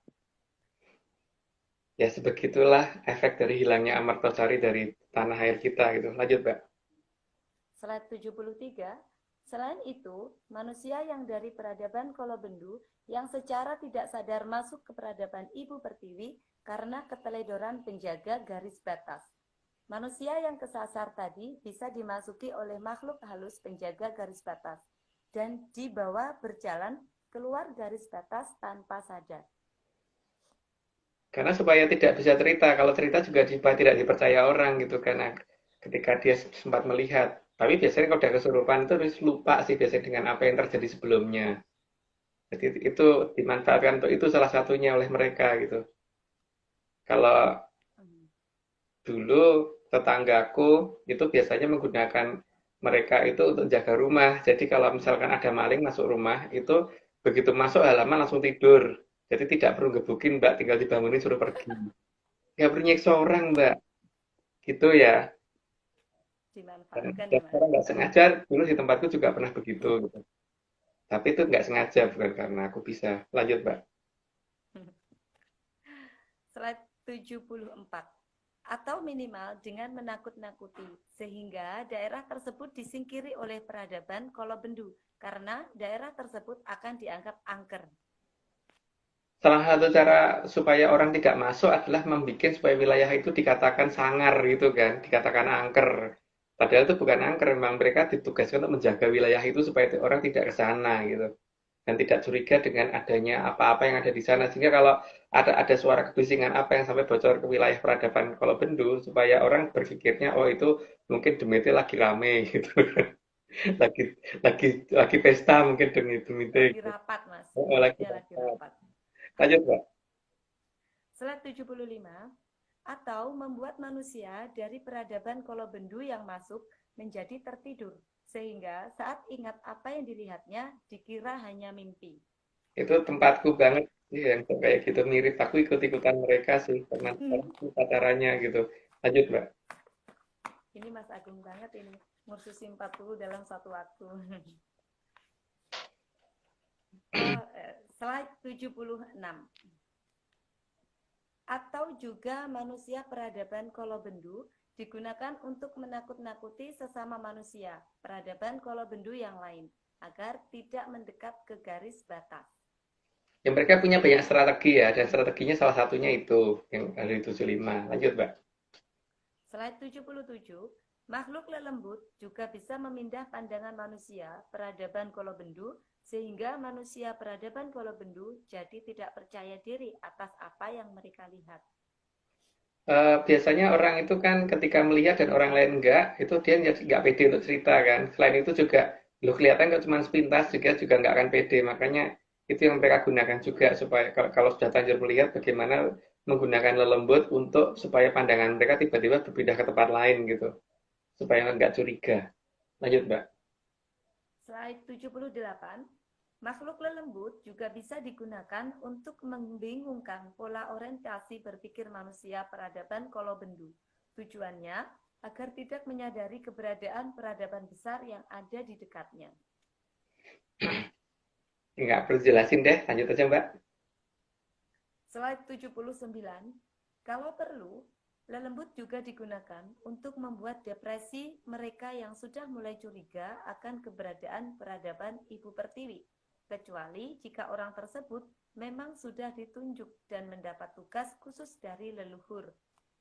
Ya, untungnya loh Mbak, aku tuh bukan orang yang gampang depresi sehingga nggak depresi ketika melihat mereka gitu. Jadi ketika mereka nongol malah tak tanya. Gitu. Seperti ingat nggak Arya waktu kita nyari situs di daerah eh, mana itu yang kita sampai berhenti di kuburan nanya, pernah lihat orang kayak gini nggak gitu?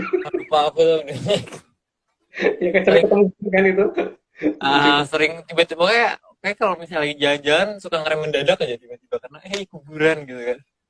Kita tanya dulu situsnya di mana gitu. Itu cara AFC dalam berburu mencari situs ini bukan menggunakan literatur ya Mbak. Kita menggunakan pandangan mata, terutama pandangan demit dan pandangan makhluk lain untuk menunjukkan situsnya ada di mana gitu. Lanjut Mbak. Mas Agung ya nggak mungkin depresi dong. Kalau saya ya nggak tahu lagi, wes. Lanjut, slide 80. Lelembut juga bisa digunakan untuk melindungi yang sedang bertugas di peradaban Kolobendu. Ya Mbak, karena mereka juga harus ada ditugaskan di sini Mbak. Dan sebenarnya kelihatan sih, mereka harus ditugaskan di sini itu biasanya akan menempati di posisi-posisi tempat-tempat yang mewah biasanya.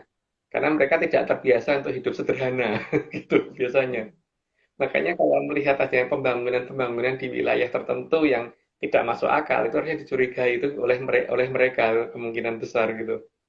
Dan kelihatan kok di daerah-daerah pusat perkotaan ibu kota itu biasanya ada mereka mereka ada yang ditugaskan ke sana karena mereka harus mengikuti perkembangan peradaban kita ketika sampai batas apa kita diizinkan untuk tetap seperti ini gitu loh karena kan perjanjian itu cuma 500 tahun dengan tanda-tanda ini sudah cocok atau belum gitu kan.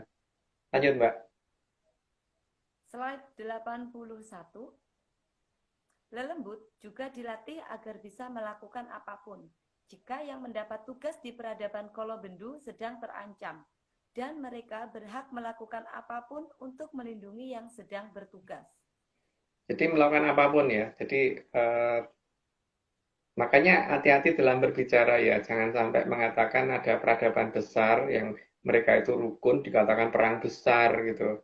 Kamu nggak ngerti aja gitu. Jadi jangan-jangan ngarang cerita yang berakibat bisa bahaya karena mereka tuh ada masyarakatnya, ada pemerintahannya dan mereka juga berdaulat negaranya. Jadi mereka juga tidak terima kalau dikatakan seperti itu.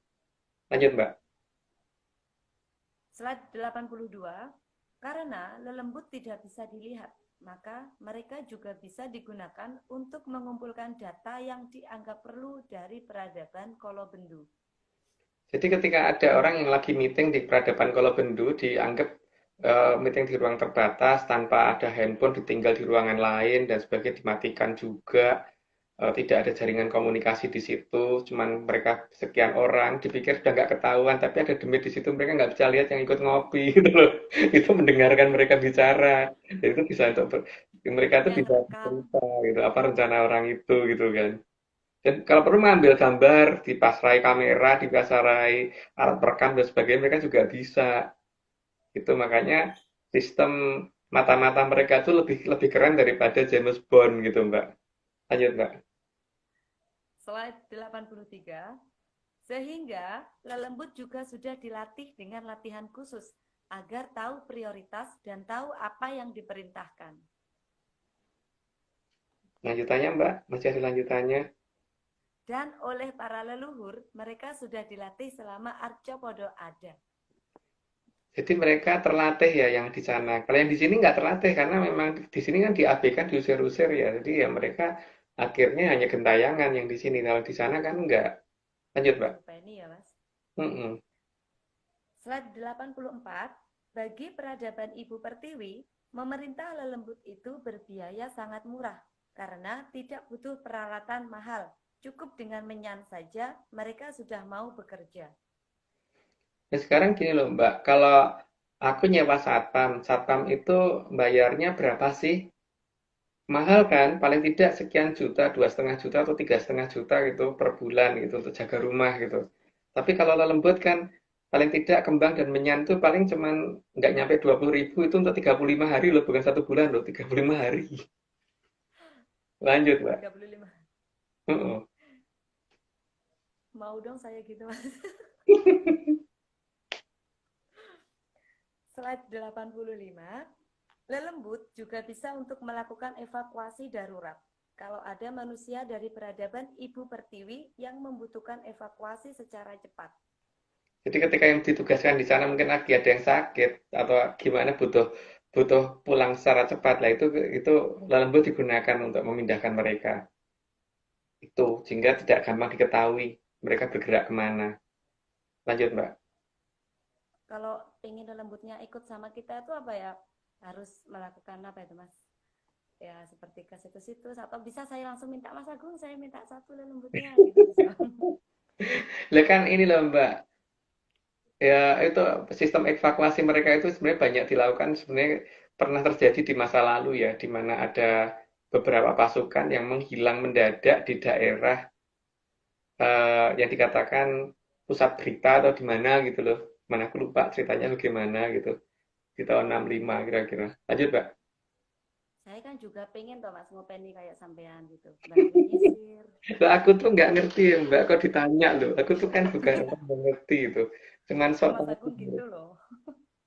Aku bukan tahu loh, Mbak. Tempe juga Ya bukan. tempe. Sudahlah. Oke lanjut. Slide Ya. 86. Lelembut juga digunakan untuk menyelamatkan apapun yang dianggap dalam bahaya dan layak diselamatkan. Dan nantinya akan dikembalikan ke tempatnya lagi setelah bencana selesai. Nah, kadang-kadang ada bencana besar itu di tempat yang harusnya terkena bencana dan di situ orangnya harusnya habis, tapi kok tiba-tiba ada beberapa orang yang selamat di situ gitu.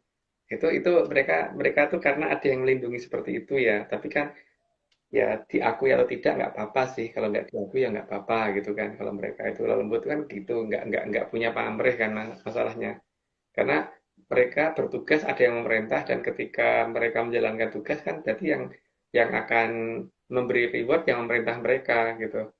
Dan mereka bukan kemudian minta darah, minta apa tuh tidak ya. Jadi mereka tuh kalau luhur kita kan cuman hadiahnya kalau nggak kembang ya menyan gitu tuh mereka udah happy banget Mbak kayak gitu tuh. Lanjut, Mbak. Besok tak buatin nasi goreng lah. Slide 87. Jadi, lelembut juga sudah diberi petunjuk untuk membedakan mana yang layak ditolong dan mana yang tidak layak ditolong. Ya kalau ditolong tidak mau ya ngapain tuh Mbak? Masuk ya harus maksa orang untuk orang ditolong kok harus maksa atau masuk iya kalau ada makhluk mau nolong terus kemudian dikasih syarat. Ya kalau nolong itu kan ya mau ditolong ya ayo kalau nggak mau ya sudah kalau harus pakai syarat atau nggak mau pakai acara macam-macam ya sudah nggak usah ditolong kan nggak apa-apa. Bagi mereka kan menolong itu sebenarnya mereka tuh sudah berbuat baik tapi kalau dianggap tidak baik ya mending tidak menolong gitu kan. Lanjut, Mbak. Slide 88. Bagi mereka, lelembut juga bisa digunakan untuk penyampai pesan yang tidak bisa diintercept. Iya, Sangat nggak bisa diintercept Mbak karena orang lihat aja nggak bisa ya harus gimana bisa ini Makanya ketika ada orang meeting di luar sana dan mereka merasa bahwa itu sudah rahasia dan itu menyangkut masalah negara, makanya pasti akan ketahuan oleh peradaban sana karena ada cara seperti itu yang tidak diketahui kan. Lanjut, Mbak. Slide 89. Lelembut juga mereka gunakan untuk mengantarkan barang yang dianggap sulit diantar oleh manusia kepada yang sedang ditugaskan di peradaban Kolobendu. Itu sudah jelas lah, nggak perlu jelasin lagi. Lanjut, Mbak. Slide 90. Karena jumlah lelembut yang jauh lebih banyak dari manusia, maka mereka juga bisa digunakan untuk tugas decoy dan tugas beneran. Agar manusia di peradaban Kolobendu tidak tahu mana yang beneran dan mana yang decoy. Karena kalau decoy tidak dibangun, maka akan sangat cepat Mojopahit ketahuan, Mbak. Lemurian akan ketahuan di mana dan Atlantis akan ketahuan di mana, cepat banget akan ketahuan. Makanya memang butuh ketelitian terhadap hal-hal itu dan memang harus ada petunjuk ya. Disitulah kejeniusan leluhur kita dalam membangun decoy dari decoy ke decoy sehingga tidak ada yang ngerti bahwa Mojopahit itu di mana, Kediri itu di mana dan sebagainya gitu. Bahkan Mataram di mana itu juga masih belum ada yang tahu. Mungkin Pasti nanti Mbak bakal dibuka lagi ya, Mas. di mana? Lanjut, Mbak. Oke, slide 91. Karena lelembut tidak terlihat, maka mereka juga bisa digunakan untuk menjaga bangunan decoy agar seolah-olah bisa terlihat asli. Ya, biar kan seolah-olah angker, seolah-olah sangar dan sebagainya gitu kan. Itu mereka tugaskan seperti itu. Aryo, ini sudah 91 ya, harusnya disclaimer ketiga, Aryo. Oke, dari mana Om kita? Tadi katanya Banyuwangi ada 3. Sama loh Mas, isinya Sama, beda musiknya. Oh, iya, beda musiknya. dari mana ya? Bali ya? Bali ya. Oke. Ya.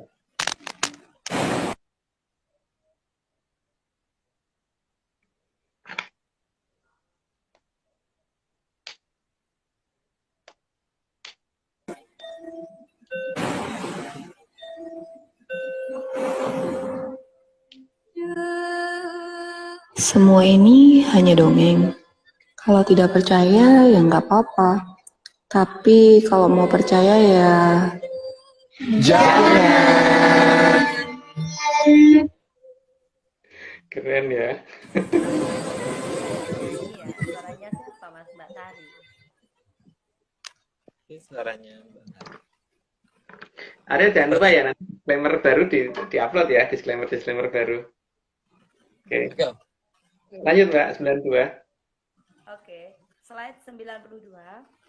Dan bangunan decoy bisa diletakkan sangat jauh dari peradaban Ibu Pertiwi, tapi tetap terawasi dan terkendali dari kejauhan, berkat adanya lelembut dan teknologi yang sangat maju di sana. Nggak perlu dijelasin nih, Mbak, lanjut aja. Slide 93. Sehingga penemu bangunan decoy akan menganggapnya asli, karena seolah-olah ada kekuatan mistis di sana.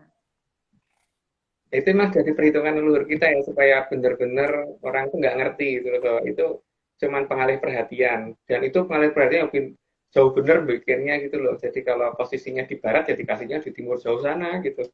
Lanjut, Mbak. Slide 94. Lelembut juga digunakan untuk menyembunyikan sistem telekomunikasi mereka yang diletakkan di peradaban Kolobendu.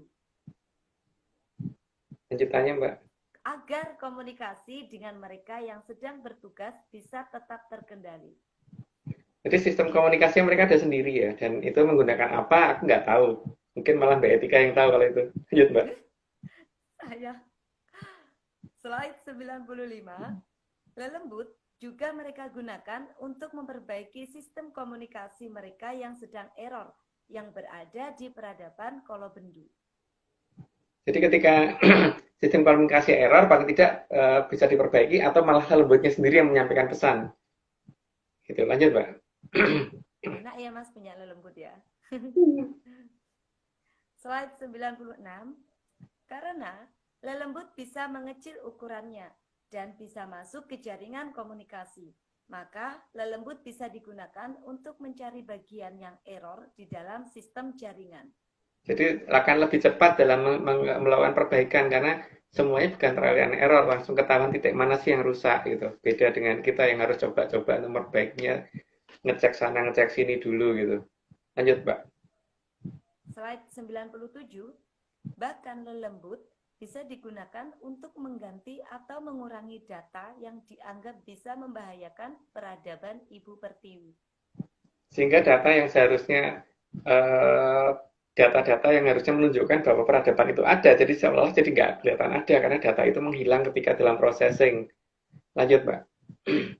Slide 98. Lelembut juga tidak akan bisa dipegang atau ditangkap oleh peradaban Kolobendu, karena menangkap mereka sama saja dengan menangkap angin. Tapi yang merasa bisa tuh banyak, Mbak. Yang merasa bisa tuh banyak. Tapi kenyataannya ya nggak tahu gitu kan. Karena kan itu susah dibuktikan. Lanjut, Mbak. Slide 99. Peradaban Ibu Pertiwi juga peradaban yang masih mengenal dewa dan leluhur. Dan mereka sangat mendewa-dewakan leluhurnya. Bukan seperti kita ya, nggak boleh mendewa-dewakan. Kalau mereka malah mendewa-dewakan. Tetapi aku mendewa-dewakan, Ding. Lanjut, Mbak. Saya juga mendewa-dewakan. Slide 100. Peradaban Ibu Pertiwi juga peradaban yang sangat tahu bagaimana menghubungi kedewatan dan bagaimana tata cara yang dianggap paling sopan.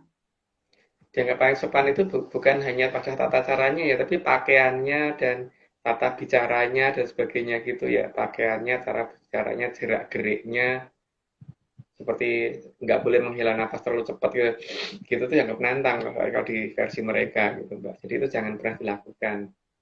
Lanjut, Mbak. Slide 101. Meskipun beberapa dari mereka mempunyai kekuatan di atas kadewatan, tapi mereka tahu hierarki. Namun bukan berarti mereka nerimo ing pandum, karena mereka tahu gerak alam raya. Maka kalau dari kadewatan melakukan hal salah atau tidak adil, mereka juga bisa menyerang kahyangan.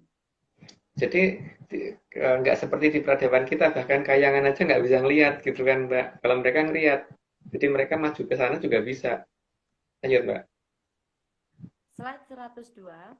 Sehingga penutupan peradaban Ibu Pertiwi sangatlah kuat, karena selain teknologi yang tinggi, mereka juga punya kesaktian yang tinggi, dan mereka mampu memerintah lelembut dengan cara yang benar-benar elegan. Jadi pada dasarnya gini ya, bagaimana mungkin manusia itu mau menyerang kayangan yang di peradaban Kolobendu, kalau misalkan melihat mereka aja nggak bisa gitu loh. Yang melihat peradaban Ibu Pertiwi aja nggak bisa, padahal peradaban Ibu Pertiwi aja yang masih di Arjopodo, belum di kayangan, apalagi yang di kayangan gitu kan. Itulah akibat hilangnya aliran Amartasari, Mbak. Lanjut. 103. Karena mendewa-dewakan leluhur dan para hyang, maka mereka juga dijaga oleh para hyang dan leluhur mereka. Ya karena mereka ngerti kalau leluhur itu harus diperlakukan seperti apa gitu kan. Bukan malah didoakan supaya masuk surga kalau mereka, karena apa? Loh, mereka sudah ada di kayangan, sudah enak kok. Kalau tidak itu kan malah seperti mendoakan orang kaya supaya lebih kaya gitu kan. Itu namanya menghina malahan, Mbak. Menganggap bahwa mereka itu masih gentayangan. Mereka tidak akan pernah mau mendoakan leluhurnya untuk masuk ke tempat yang ini, karena memang sudah masuk ke tempat yang baik dan mereka tahu malah yang bisa leluhur. Kalau bisa leluhur dimintain, bukan didoakan supaya seperti itu gitu. Lanjut, Mbak. Padahal yang didoakan kondisinya jauh lebih baik ya, Mas. Iya. Slide 104. Sansaya anyaketi sang jaman sobo, Nuswantara bakal kasubya subya amargi rawuhipun sang Ero Cokro angasta tata cara hamemayu hayuning bawana. Tribuwana arsa angsal kamulyan jati sareng pambukanipun pagedongan gilang kencana. Ya, akhirnya selesai juga. Dan kalau ini artinya Mbak tahu deh itu apa artinya gitu. Mungkin Aryo tahu artinya nggak? Bapak Nggak mungkin. dulu. Enggak, aku nggak bisa ya. Mohon maaf. Ya, Aryo, tadi menyangkut masalah Trawulan ya, Trawulan yang kita bicarakan tadi. Mungkin suatu ketika kita harus datengin deh, karena paling tidak jasa 20 orang itu harus kita hargai kan, di daerah pemakaman kawi gitu kan. WK WK Dan WK. itu 2 kali loh, tapi nyebutnya lebih dari 2 kali. Banyak. Karena mereka Nggak boleh gitu kan. berbanyak ya, ber-20, jadi nyebutnya 20 kali. 20 kali harus menyebut kawi-kawinya gitu. Di daerah yang dekat tempat dibakarnya Rontal kuno gitu kan. Terus di mana pasukan dari Majapahit waktu itu diminta untuk dikumpulkan maju, tapi akhirnya diminta untuk mundur oleh Prabu Brawijaya. Alasannya ada deh gitu kan. Yang jelas makanya ada daerah Paseban di sana gitu. Tempat akan Kayak ada ini ya, mungkin daerah situ juga terkenalnya karena pasukan situ kan mata satuan semua. Jadi nama daerahnya mata satuan harusnya. mata satuan.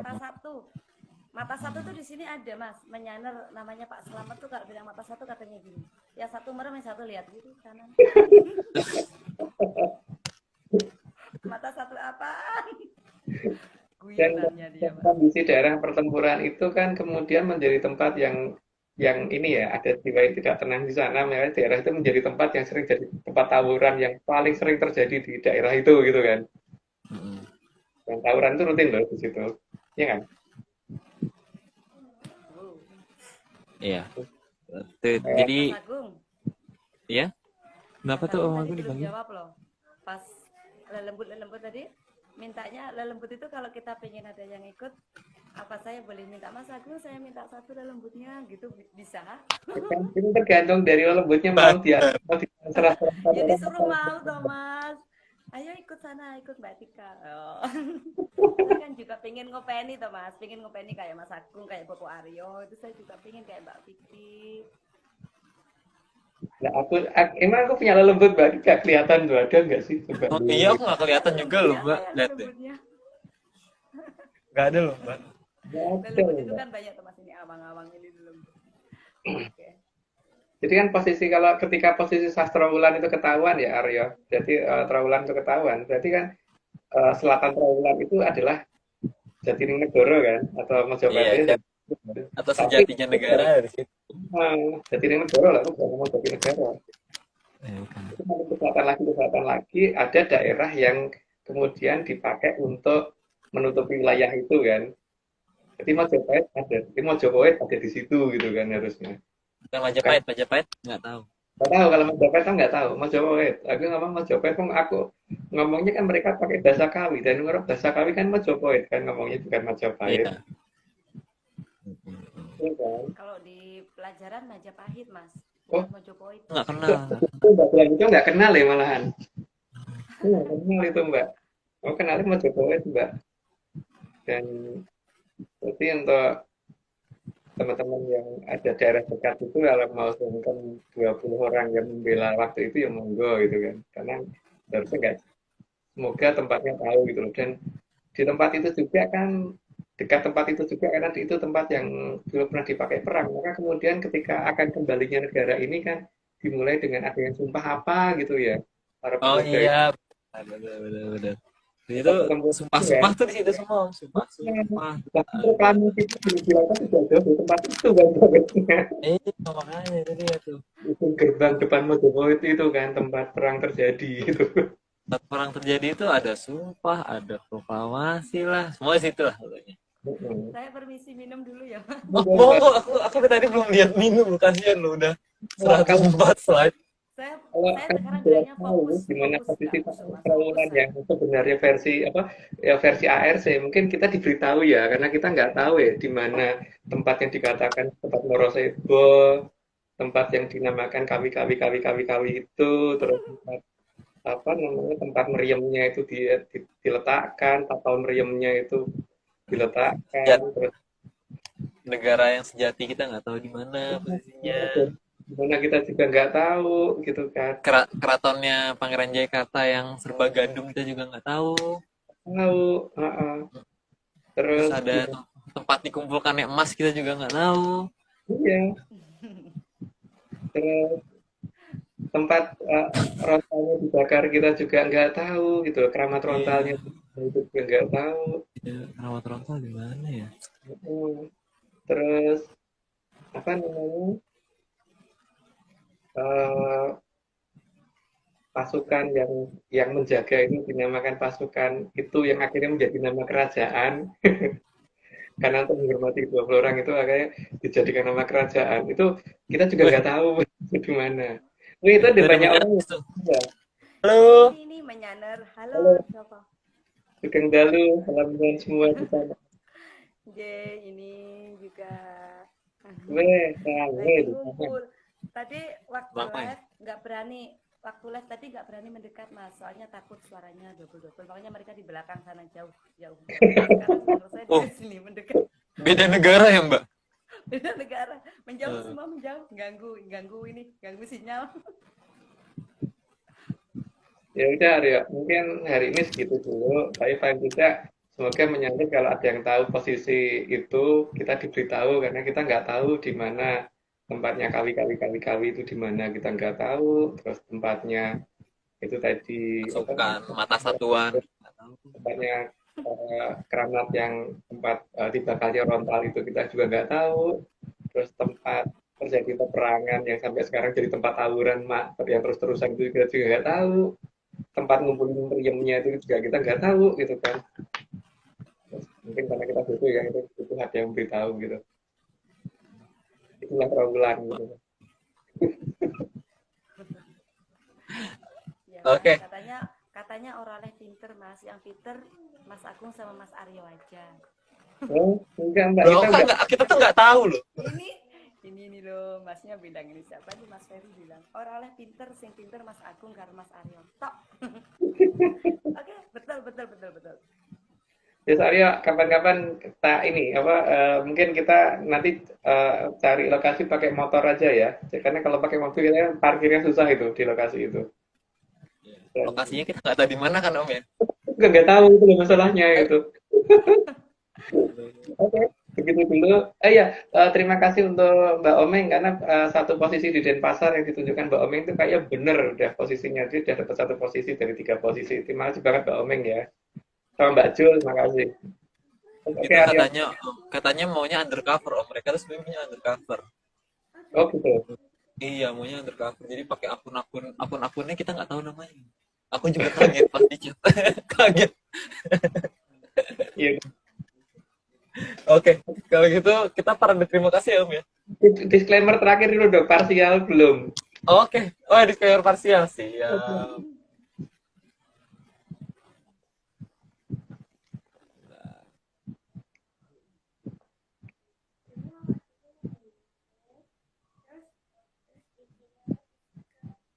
Kalau tidak percaya, Ini semua cuma dongeng. kalau tidak percaya, tidak apa-apa. Tapi kalau mau percaya, ya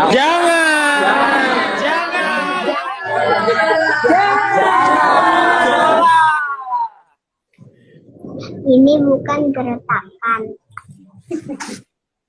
Jadi ini Oke. bukan ceritakan ya. Terima kasih. Oke, para terima kasih. Enggak, disclaimer total.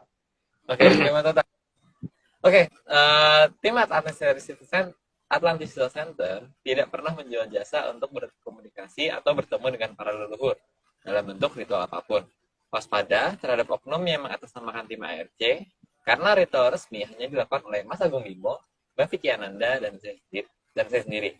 Untuk informasi resmi, silakan hubungi via DM IG @vickyanandaril.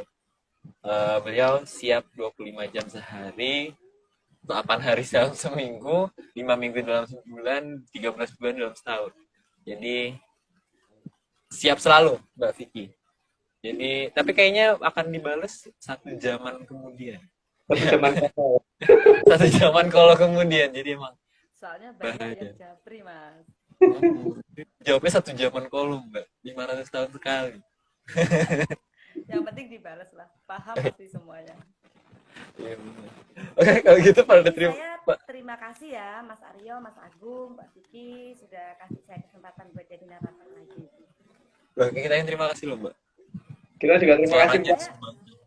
Oh ya Mbak, kalau misalkan itu mungkin kalau butuh itu dihubungi Mbak Vicky ya untuk kalau misalkan belum dapat kiriman apa namanya? Siap.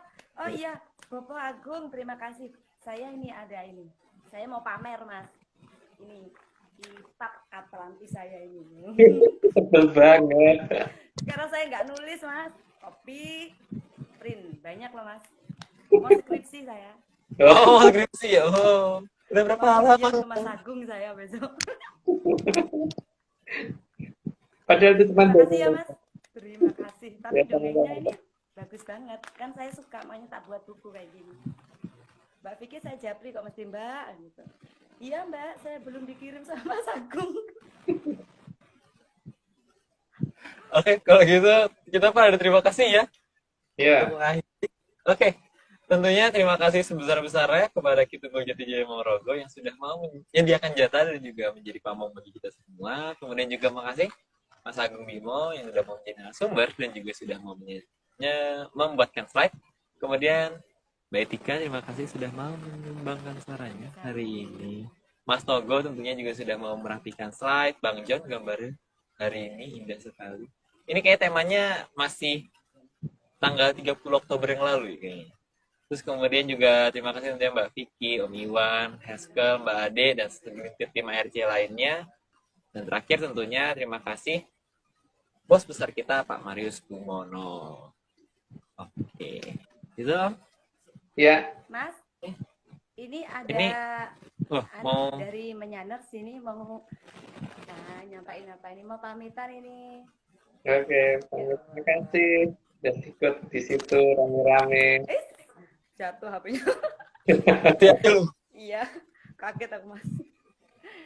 Oke, sudah. Oke, kalau gitu sekian Atlantis seri 129 sampai jumpa. Dan tutup aja langsung Mem ya. Ya, Oke. Kalau gitu kita sampai jumpa di pertemuan berikutnya di seri ke-130. Ini masih bukan di Gedung Kencana ya Om ya. Masih ya kayaknya. ya. Jadi salam sehat semuanya dan tentunya salam menyan. Salam menyan.